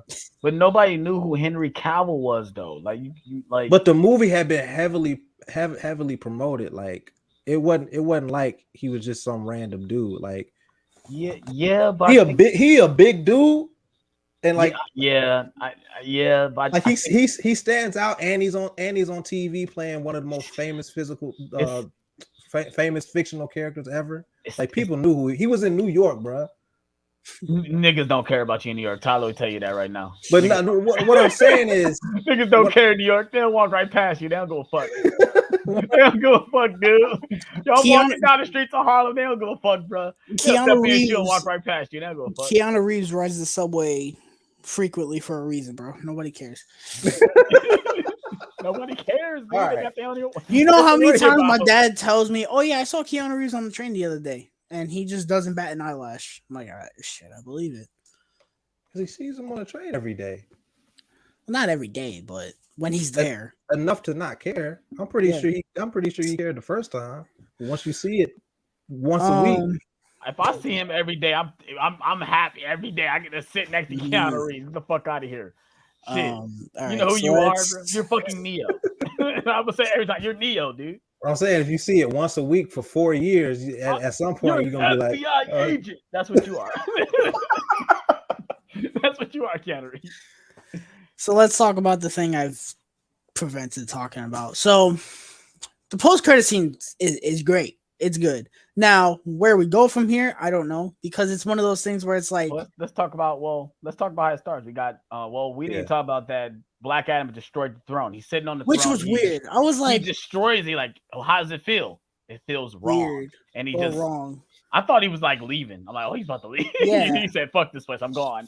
But he just destroyed. I thought he was gonna take the throne and put it in space. No, I thought he was leaving. He said, "Fuck this place, I'm out." I kind of wish they just ended the movie there. That was a great final shot. I was hyped when they showed him sitting. I was like, let's go, yeah, bro. But the thing, although that would have been more visually pleasing, it wouldn't have made sense for his art. The whole thing about Black Adam is that he wants freedom. Yeah. He doesn't want freedom for the people of Conduct. He doesn't want to be the leader or the dictator. Right. So if he was in charge, they will only be subject to another person's rule. Exactly. So it made sense for the story. Although it wasn't satisfying to see, it made sense for the story. I found it cheesy. Even it's always cheesy, but I loved it. And he was like, "Oh, what are you gonna be called?" And the title came on. I was like, "It's cheesy." I was gonna say it, but he's not gonna say it, and I knew the title was gonna come up. Once I didn't see a title at all, I'm like, it's gonna do the ending thing where he showed the title when people bitch. They were like, "It's so stupid." I'm like, bro, that's been a thing for years. It has though. It has been a thing for years. Shut up. They did the same thing with Black Panther. They did the same thing with Avengers. They did do it with Avengers. Yeah, like, Avengers.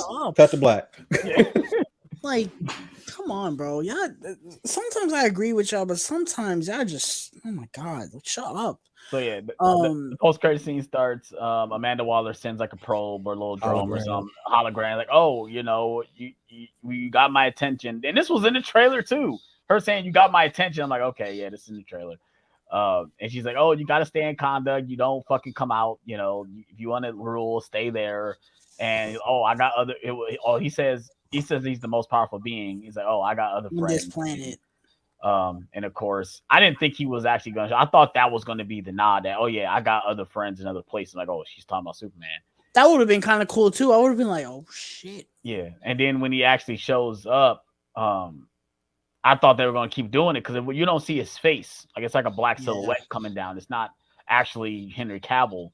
Mm-hmm. But when he came by that shadow, when you heard his voice, that's what it was. When you heard it was Henry Cavill, I was like, we definitely gonna see him. It's been a while since the I was telling Tyler, you seen Big Fat Liar, right? Yeah. So like the scene where Frankie Muniz is watching the trailer of the movie that he wrote, and he's like rising up, like there's a shot he's literally getting up.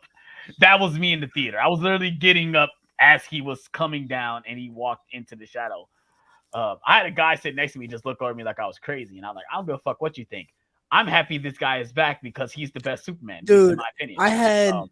I had seen the scene already. It leaked. I didn't care. I knew it was coming.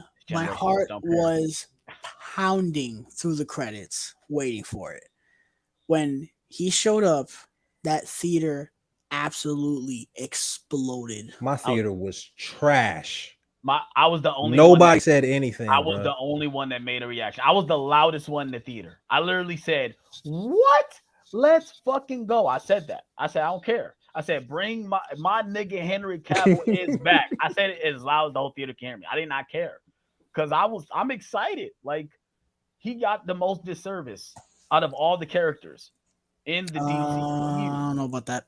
I mean, no, he did. Most people over Cyborg. Yeah, he did. No, he did. I understand. I understand what you're saying because Cyborg's story was completely cut out, but Superman is the definitive superhero, right? And your cornerstone for this franchise. They did him so wrong. Yeah. I mean, for one, I even given him his second movie. Like, we're gonna give him Man of Steel. Wonder Woman got a second movie before. We're gonna immediately do BVS. Harley Quinn got a second movie. We're not gonna develop your Superman, yo. We're gonna do it in a team up movie. That's what we're gonna do. Like, Harley Quinn got a second movie technically before he did. We talking about with Birds of Prey. Yeah. It's like hell, she technically got a third movie before him. Suicide Squad. Yeah. First of all, the suit is on point. I like it. The curl, bro. It's basically the BVS. It's the curl for me. I was like, yo. It's the BVS suit mixed with the classic symbol, and I really like it. I saw the curl, and I fucking lost it, bro. It was like, dude. Curl. If people weren't jacking that he's Superman before, I don't know how you fucking look at him now and like, no, that's not Superman. That is fucking Superman, bro. He looked like Superman in Man of Steel too. That's the thing. Like, no, I mean, I always, agreed with that. But at this point, he is him from the pages, bro. Yeah, I think I'm excited. And the only thing I'm upset about, I wanted him to keep the black suit. I love the black suit. That didn't upset me. I know. I saw a lot of people. I know that's Snyder though. That's why I knew I wasn't. Me personally, I was, but in the context of the movie, it would make sense. It's that too, but that's realistically, that's Snyder stuff. Even why would he keep it realistically?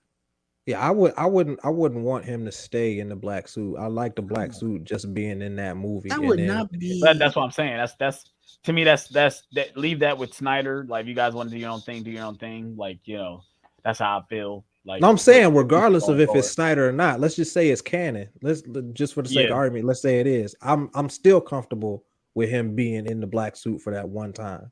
Oh, okay. Yeah. I don't like the black suit enough to want to keep him in the black suit for the rest of his duration of Superman. I don't like. Oh, no. It wouldn't have been aesthetically pleasing seeing him fight Black Adam. Two people in black suit. Yeah, that would have been just appealing. One is silver, one is gold. Yeah, that probably would have been right. Appealing. Now that's the thing. Clearly, they're talking about it's going to be a versus movie. Do you guys see them actually fighting? Because I don't think.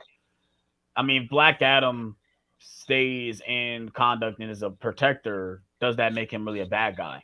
I don't see them fighting. The only reason I see them fighting is if somehow Superman is like brainwashed or something. But the way that Black Adam's arc ended in this movie, why would he go backwards? He is working with Amanda Waller, bro.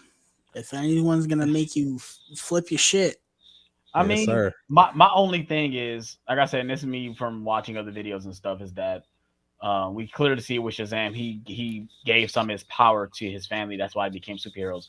Hopefully, they're not leading into this. I don't think the girl and the kid was good enough for them to be that, because I know the girl, like I said, looked more into Black Adam. That's his future wife or something. They eventually get together in the comics. I don't know if they're going like that with. I didn't know that. Movie. Yeah, I don't know. I don't know if they're going with that in this movie. And there's also comics where Shazam gives his powers to other people as well.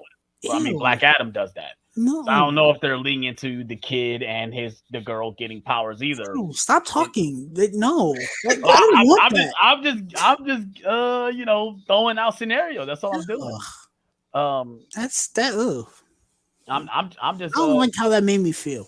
I'm just giving scenarios. I mean, at this point, we know they're doing sequels. We know there's no way they're not going to do another one. You know, The Rock is going to stay in shape to do another one. Hands down, he looked fucking incredible in this movie. In fact, there's no padding in his costume. Yeah, it's all him. Like The Rock himself is padding, bro. Fucking like, I just kept looking at his shoulders, like, god damn. One of the producers said that they're working on a sequel, which I don't know why. Like a sequel to this movie. This movie does not need a sequel. It don't need a sequel. I think. What are you gonna do? Him being in other movies probably works better than him having his own sequel. Like this movie's fine, but it served its purpose to introduce him. Okay, you did the job. Now he's introduced. Do what you got to do with him.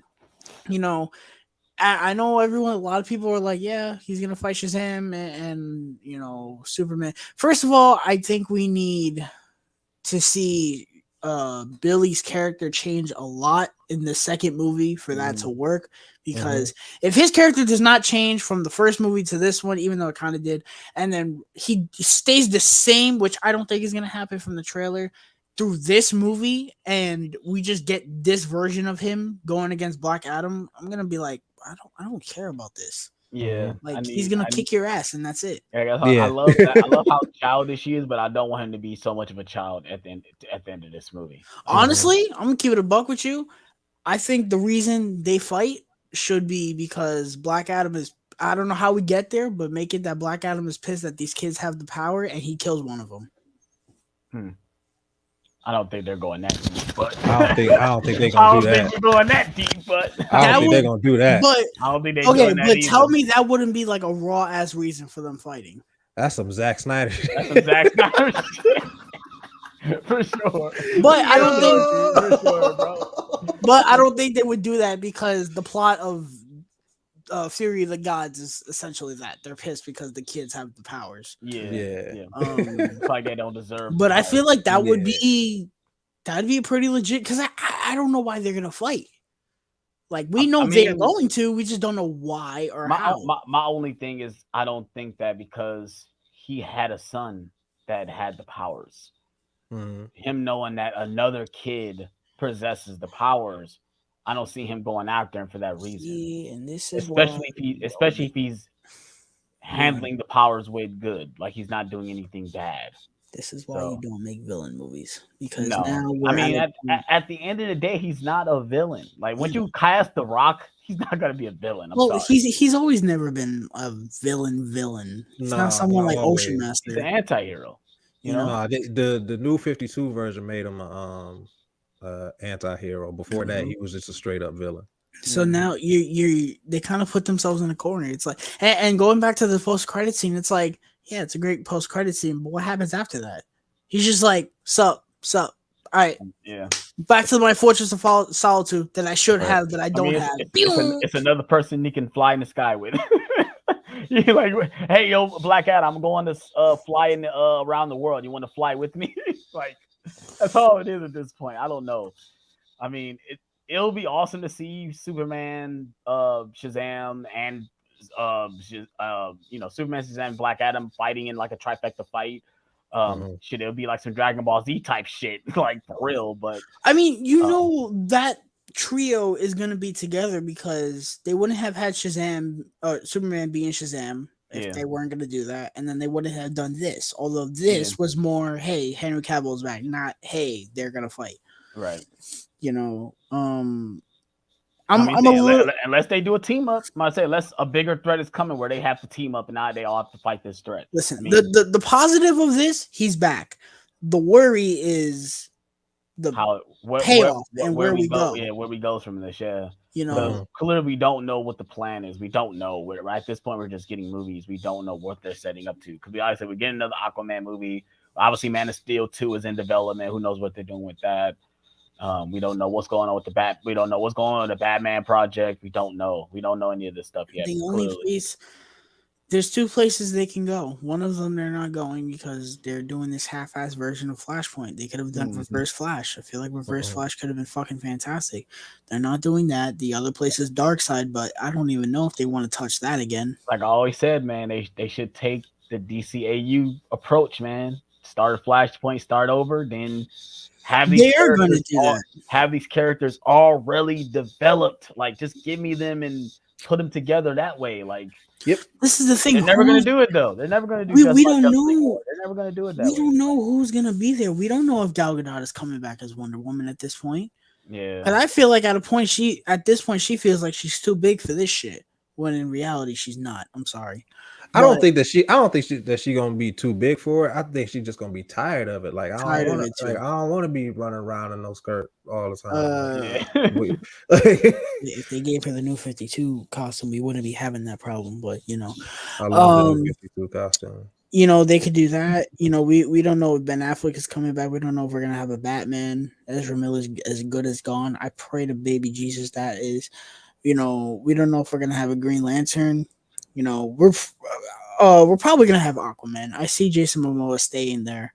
Yeah, you know, I think he had too much fun doing the character. So. Henry having too much fun. You have too much fun, dude. It's like when you're having too much fun, you just gotta keep doing it. You know, he's a bro in real life, and he gonna be like Chris Hemsworth doing Thor. He gonna be Thor until he died, bro. Yeah, well, it's great because Thor's a god. He's 1,500 years old, so he can stay playing the character. He's not like a Tony Stark where he ages a regular person. You know what I feel like they casting him as that character. I feel like what they should do is, which they would never do this, but I feel like this is kind of genius. They should take the Injustice 2 or the Justice League Apocalypse War route and do Flashpoint and include Harley Quinn in that. And bring in Margot Robbie and have her interact with the Justice League. I think that could be kind of genius. I agree. I mean that's kind of what Zack Snyder was going to do with Harley Quinn. She was going to be working with Batman at the time that she was supposed to die. Kind of like Batman Harley Quinn. Yeah, I don't know about that. I don't know if she's gonna be farting. Like you haven't played Injustice 2. No, so I don't know. So basically she's a part of the Bat family now. Yeah. Oh wow. Yeah. But she's Harley Quinn though. She's Harley Quinn, but she's a good guy now. But she's still Harley Quinn. Crazy. I like her in the game. She's still crazy. That's what you want to say. The Injustice timeline is who hitting Harley Quinn now, huh? For not Batman. For people that don't, you know, the Injustice timeline is let's say Zack Snyder has a interesting taste in what he prefers to be his timelines. I'll say about that because I don't hate the Injustice stuff, but there's some weird shit in there, bro. There's some weird shit in there. I like it. I like it. It's different enough, you know. I like some different. The whole Injustice movie. The whole Injustice stuff is like underrated to me because the game is fantastic. Both games are great. And it influenced a whole nother universe of DC stories. So I think that the Injustice stuff is fantastic. Really hammer home the Batman versus Superman stuff. Oh yeah. Superman. That's one of the best versions of Superman, and he is a straight up villain, bro. He really walked up. Ain't no qualms about it. Superman is the bad guy for sure. He fucking walked up in there and murdered the Joker. No question.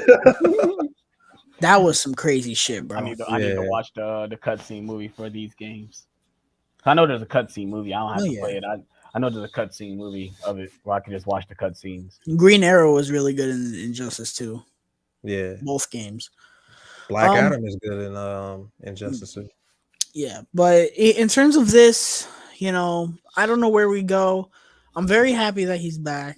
You know, I think we're all happy. I don't know a single person that's like. To me, it's kind of upsetting. If he wasn't gonna be here, dang, I got something. I want him to come to MCU, but I did not know who he was gonna play. That's the thing too. It's like, well, apparently he's already been Superman. He can't go higher than that. He was gonna be Wonder Man, but that rumor's been debunked. A lot of people say Captain Britain. Captain Britain, like, yeah. Captain Britain, bro. Like, I know who he is, but like, really? I mean, he's just the Captain America. He's like Captain America, but he's the British version. Yeah, which I think would have worked. I don't feel no ways about him like not being in Marvel, because I would definitely prefer him to stay Superman than to be a Marvel. That's what I'm saying. He's Superman. You don't go either be Superman or act like a clown. Yeah, pick your poison. I think I'd rather be Superman. And taken a little more seriously, please. Yeah, for sure. I mean, that's not his fault though. I mean, I think he did a great job as Superman. It's just how they were handling him as Superman. Well, no, I'm talking about in terms of the MCU, where those characters are not taken seriously anymore. Oh yeah. So. At least here, even though it wouldn't be that great, at least the tone would still be serious. I'd hope so. Please.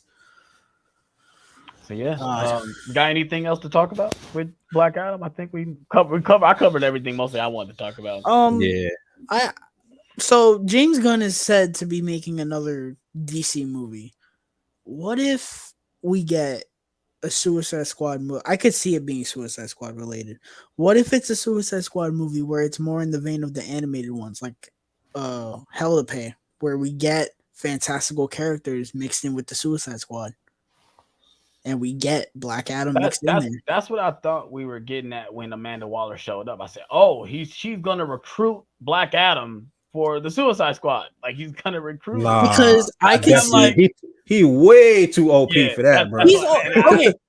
That's why I said that doesn't make any sense. He's OP. He's crazy. He's OP, but his morals lie in with, Amanda Waller in the Suicide Squad. Yes, but he like you gotta have some kind of. You could just send him, and that's it. You could just send him. He is Task Force X. You don't need the entire Suicide Squad. But like Black Adam, he don't even use doors, bro. How is he gonna be covert, bro? The scene where they trying to infiltrate the place, and he already is there.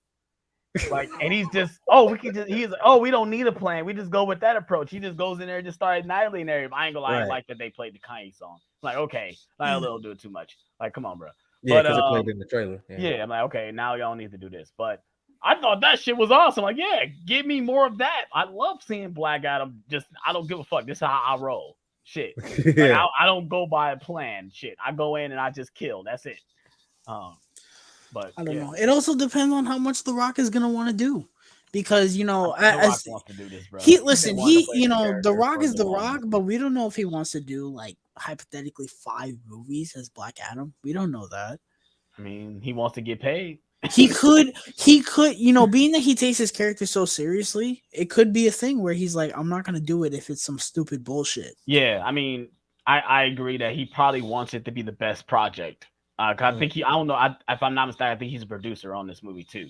So he kind of has some control of what happens with the character and what goes on behind the scenes. So if it's not at the par, I'm sure he's probably not gonna do it now, unless he signed a contract where he's obligated to do these movies. Now that's where these things get tricky. When actors sign contracts or are obligated to do it, they have no choice, regardless of how terrible the script is. Like, I know this is outside of DCEU, but like even someone like Shia LaBeouf, he did not want to do Dark of the Moon because how bad Revenge of the Fallen was, and he was obligated to do it because he signed a contract to do 3 movies, so he had no choice. Either that or he doesn't get paid, or I don't know if he goes to jail or anything, but he loses kind of credibility if he doesn't come back to do the movie. It worked out because the movie Dark of the Moon was good, being better, yeah. For sure. I mean, the Dark of the Moon was good, but I can't see that, even though he's not in it that much. I say that much, but that movie's almost 3 hours long. I can't see that movie without him in it. No, insert generic white male. I'd be I don't know. Yeah, but got anything else to talk about? No, I'm good. I mean, all right, let's say if you guys want to tell us about what your thoughts on Black Adam. It's a spoiler review, so you can go ahead and spoil away in the comment section below. I know I've been disregarding all you guys' comments. I know you guys been commenting. My brother says theater was empty as well. Mista said the kid was 10 times worse than Edward Furlong in T2. Adam Smasher remind me of Deadpool. Yeah. Yeah, Hawkman was weak. My brother said the comedy was pretty good. Luke Pondo says he enjoyed Black Adam as well. Said could have been better, but still had fun. Batfleck never got a movie. Yeah, but I don't care. Batman vs Superman, his movie. Listen, I love the Batman, but imagine the Batman the exact same way it is, but Ben Affleck. Yeah. Oh my God. Someone says, "At hope that no one stops you from achieving your ambition." Because you work hard, you never stop trying. Use every day as your time to grow. Have a nice day and say, well, thank you so much, man. Thanks for the kind words, Black Prism. Hunter, that's the person I've been waiting on because I know he's seen it probably like 3 weeks ago. I would admit Pierce Brosnan as evil Dr. Fate was fun to watch. Evil Dr. Fate? Was he evil, Dr. Fate? I don't know if he was evil. Well, that's the one thing we didn't talk about. What you guys thought about him like sacrificing himself? Like, I was mad. Yeah, it's like, Dr. Fate, bro. Yeah, like I didn't like it. I was mad. I was mad about it, but I understood why. I was like, I understood why. I just didn't. To me, that felt so. That kind of felt like a generic trope to do. The whole movie's generic. I'm sorry, it is.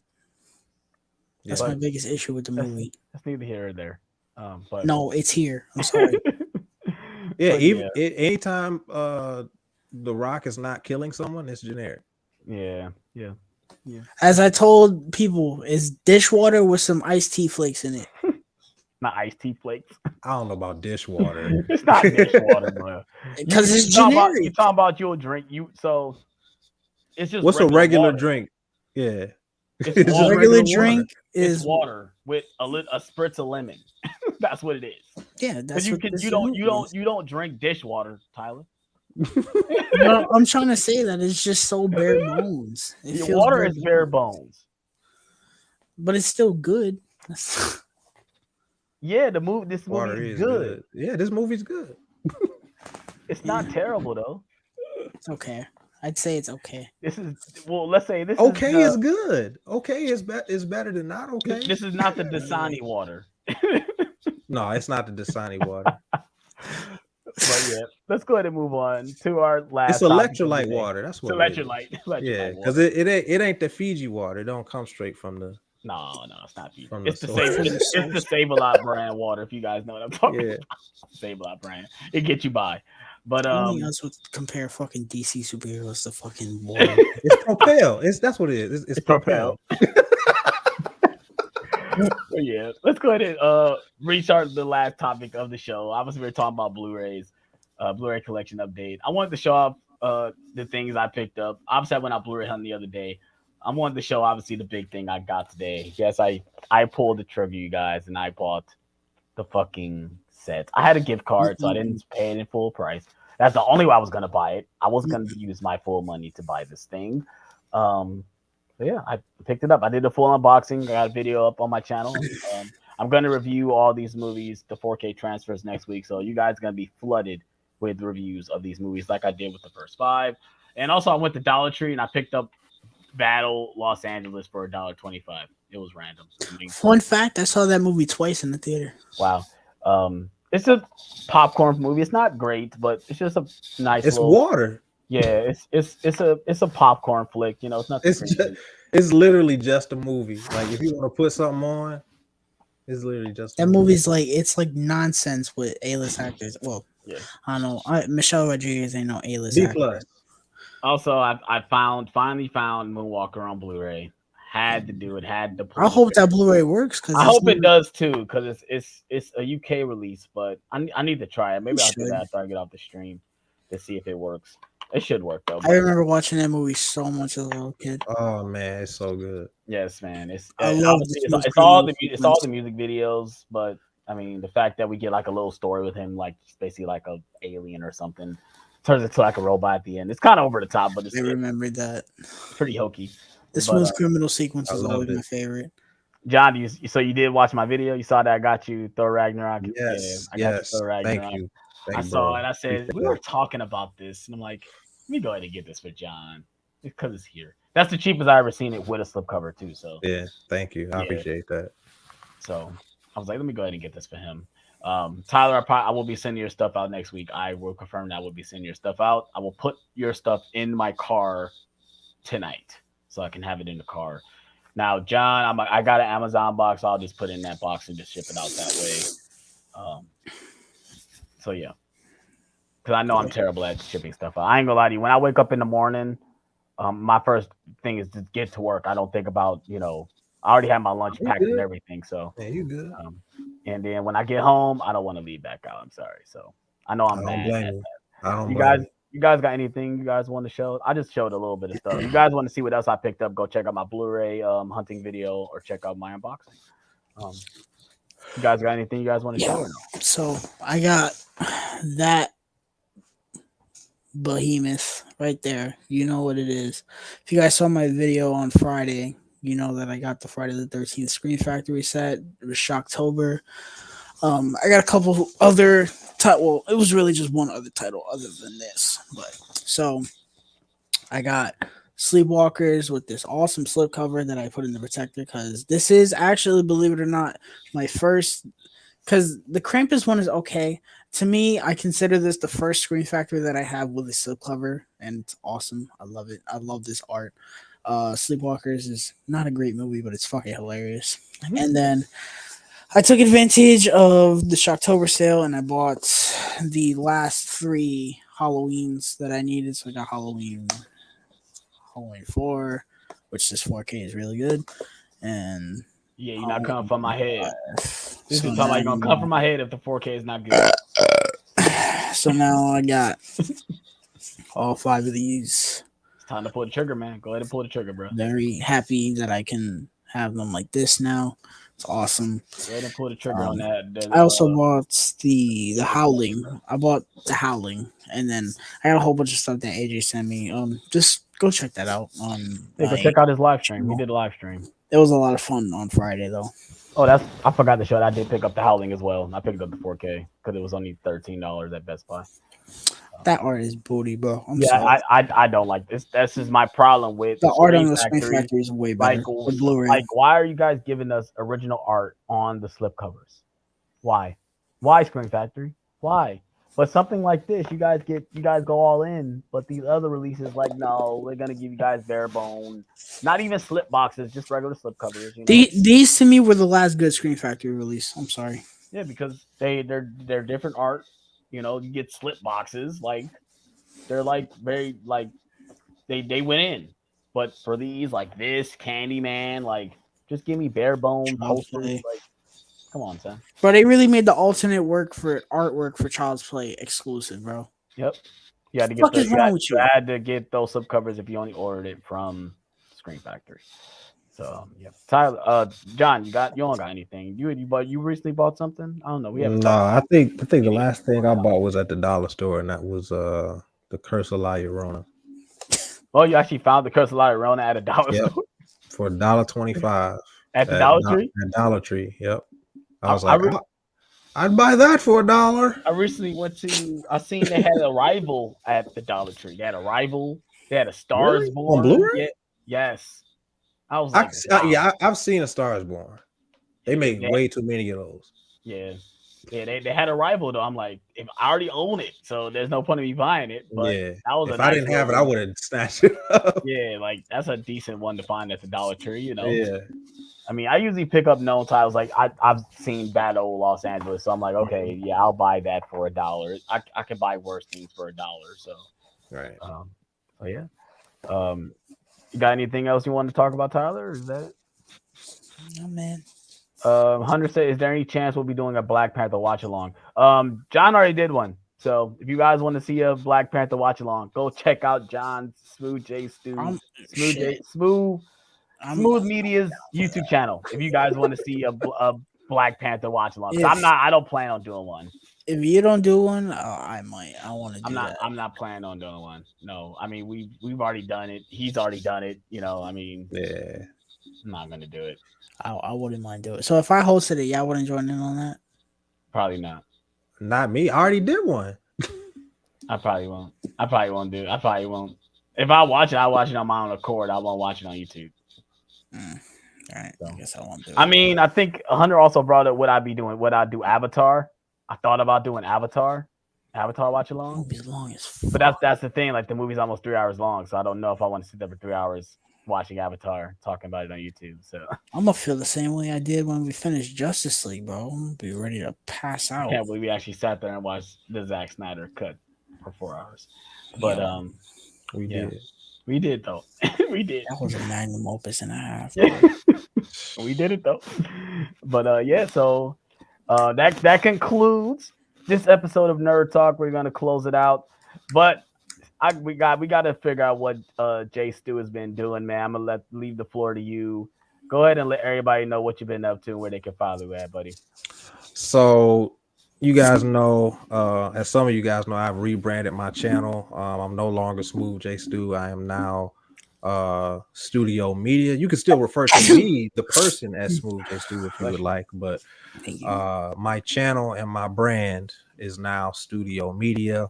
And I will be doing more like fictional content, such as short films. And my first short film, entitled Recovery, will be uploaded Tuesday at noon on my YouTube channel. That's what I've been working on all this time that I haven't been uploading any videos.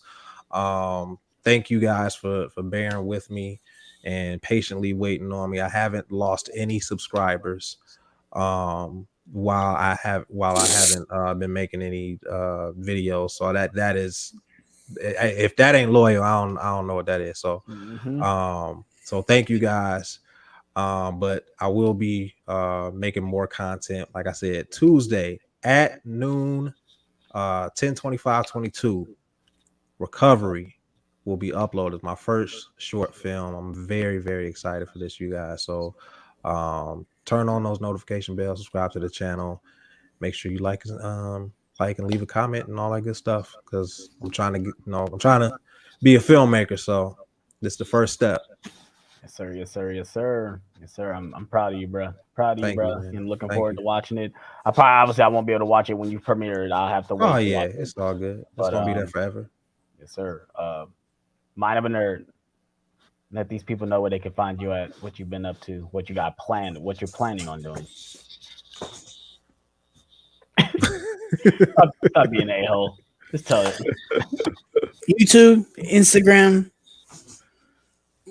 It's right here. YouTube, I posted my first video in a while. It was a huge Blu-ray haul, the Screen Factory stuff, the insane amount of steelbooks that I got. Instagram, I posted my Black Adam spoiler free review. Check that out if you haven't. Also, this month has been fantastic for my reviews. Every single one of them have been bangers in terms of likes. So thank you to everyone for that. I was supposed to post a Jason Lives review today, and I just ended up not typing it. I'll probably post it tomorrow. And this week is the last week of 31 Days of Horror, unfortunately. You're done? We're already at the end, bro. That's crazy. Tomorrow's the 24th. Damn. So this week, I don't know what reviews I'm gonna have out because this week is midterm week, but I can't guarantee that I will have one on the weekend because that's it. And then next Monday on Halloween, I will review Halloween 3 Season of the Witch. So I will guarantee that review will happen on October 31st. What we get next week, I don't know. Probably Jason Lives. I had so many other movies I wanted to talk about. I think some of them are gonna have to get axed. I wanted to do Coraline. I might have to axe that. I wanted to do Killer Clowns too. I might have to axe that because I want to do ones like Silence of the Lambs, Night of the Living Dead, Oculus, Sinister. I want to do these big ones. I wanted to do Dream Warriors too. It's always next year. So we'll see. Horror, you could do it. You could do that whenever, man. People love horror. So, I mean, it's October though, so I'll see. Maybe for shits and giggles, I'll just spam this week and drop a review every single day because we have no new releases coming out this week. Yeah, that's what I was wanting to talk about too, because I did want to do another watch along, and I wanted, since I know John's not doing Dream Warriors, I wanted to do Dream Warriors, but I just didn't know everyone's schedule and everybody's available to do it. I know John most likely can't because of his schedule; he's been working later, so I know he's out of the question. And I know that's his favorite one out of all of them. That's what's kind of throwing me off. Yeah, I would really like to watch that. But. Yeah, the week that I was out of town kind of messed me up when it comes to doing watch-alongs, and I knew that was going to happen. But I had to go. I had to work, guys. But unless you do it on a Monday, that's the only day I could do it. But the crazy thing is Monday is Halloween, so if I didn't really want to do anything YouTube-wise that day. I didn't really want to do that. Mm-hmm. If anything, if I did do something, the video would already be pre-recorded, and I would upload it on that day. My job got me working on Halloween, bro. I'm gonna call out, bro. Real talk. What I like to do now that I've actually I can actually be off. Well, I'm not off, but when I get off, I just want to watch Halloween all day. And that's what I did last year. I watched all the Halloween movies back to back to back to back to back. I don't know if my fiance is gonna allow me to do that again this year, but I do want to chill, eat candy, watch some horror movies. That's what I want to do. Man, last year we were so burnt out. We watched Mission Impossible on Halloween. We didn't even fucking watch anything. We watched. I remember. It's because we went crazy. Yeah, I did my yearly tradition. I think this year we kind of didn't go that crazy because we thought about last year. I've done half of what I didn't really go that crazy. I didn't like even when I was out of town. Like I watched AMC because it was the only thing that was intriguing to watch. But I mean, even while I was home, like I haven't watched really anything, and I'm kind of upset at that. We watched and reviewed everything last year. Well, also because last year I had franchises to watch. I plowed through all of Child's Play, and I enjoyed most of that. This year I had no franchises. All I had was Leprechaun, and I tapped out. I thought about the Final Destination franchise for a minute. Like I need to binge those again. No, I mean in terms of like I haven't seen. Oh yeah, I've seen Saw. I've seen Friday the 13th. I've seen Halloween. All the Texas Chainsaws. No, I haven't actually. Oh, you need to give me that one then, even though it's not a great franchise. But good luck. Good luck to the next generation. Good luck. You know what that is. You know what I mean. Christ, yeah. Fucking Matthew McConaughey. Listen, all I do in October, honestly, I look forward to my yearly tradition of these two at midnight. That is my yearly tradition. That's been that way for about 5 years now. I kind of wish that even though it was last year, I love that it was on like a Sunday. Like I was able to be like, I started right when the day opened. I started with Halloween. That's the first thing I watched when I woke up. I do it at midnight. I don't even do it in the morning. Well, I can't do it at midnight because I got to work in the morning. So I mean, I would love to watch Halloween at midnight, but no, I'll be asleep. As soon as it hits 12 o'clock midnight, that pumpkin is on my screen, bro. But yeah, so so that's what I got planned. I don't know if I'm going out Tuesday because I looked at the slate. It's really nothing really coming out that I want. It's a dead week for physical dead week, and theatrical releases. I'm thinking maybe I'll go out and maybe just clean up what I haven't bought. And I was thinking about getting the Chucky series for some reason. Maybe I might get Bullet Train. I was thinking about the Chucky series. Go to Walmart, see if they have that Bullet Train slip because that shit is raw. Oh, Nope comes out on Tuesday. Nope does come out, but I don't know if I'm gonna buy that. I saw it. It was a 3. Go to Walmart. That Walmart slip is raw. It was a 3. I don't know if I want to pay full price for that, but we'll see how I feel Tuesday. I don't know if I'm really going out. Like I said, I've been to the exchange already, been to Half Price Books, and most of the stuff is still the same there, so I don't know. Terms of reviews, I will be reviewing the Halloween 4Ks. Probably no movie reviews. I don't think I'm getting out no movie reviews next week. Halloween Day, I don't know what I'll be reviewing. Maybe I might throw in one of these 4K reviews on that day because Halloween. But that's really all I got planned. And then October is over. Now we're getting into the Christmas season. So we'll talk about all that when we get to it. But if you guys are new to the channel, please hit that like button. Please subscribe for more. I'm almost there, you guys. I am 20 subscribers away from 5K. Rhyming accidentally. please hit that like button. Please subscribe. Please share the channel with your family and friends. Let them know if you guys enjoy physical media, watching long trailer reactions, all this type of stuff. Tell them to check out my channel. We're all having fun here, talking about movies, having a good time, staying positive. I really don't like talking about negative stuff. So if you guys want negativity, get the fuck out of here. So yeah, as Bobby was here, he already know what this means. So yeah, hope you guys have a great evening. And we're out on this for you guys. Peace out.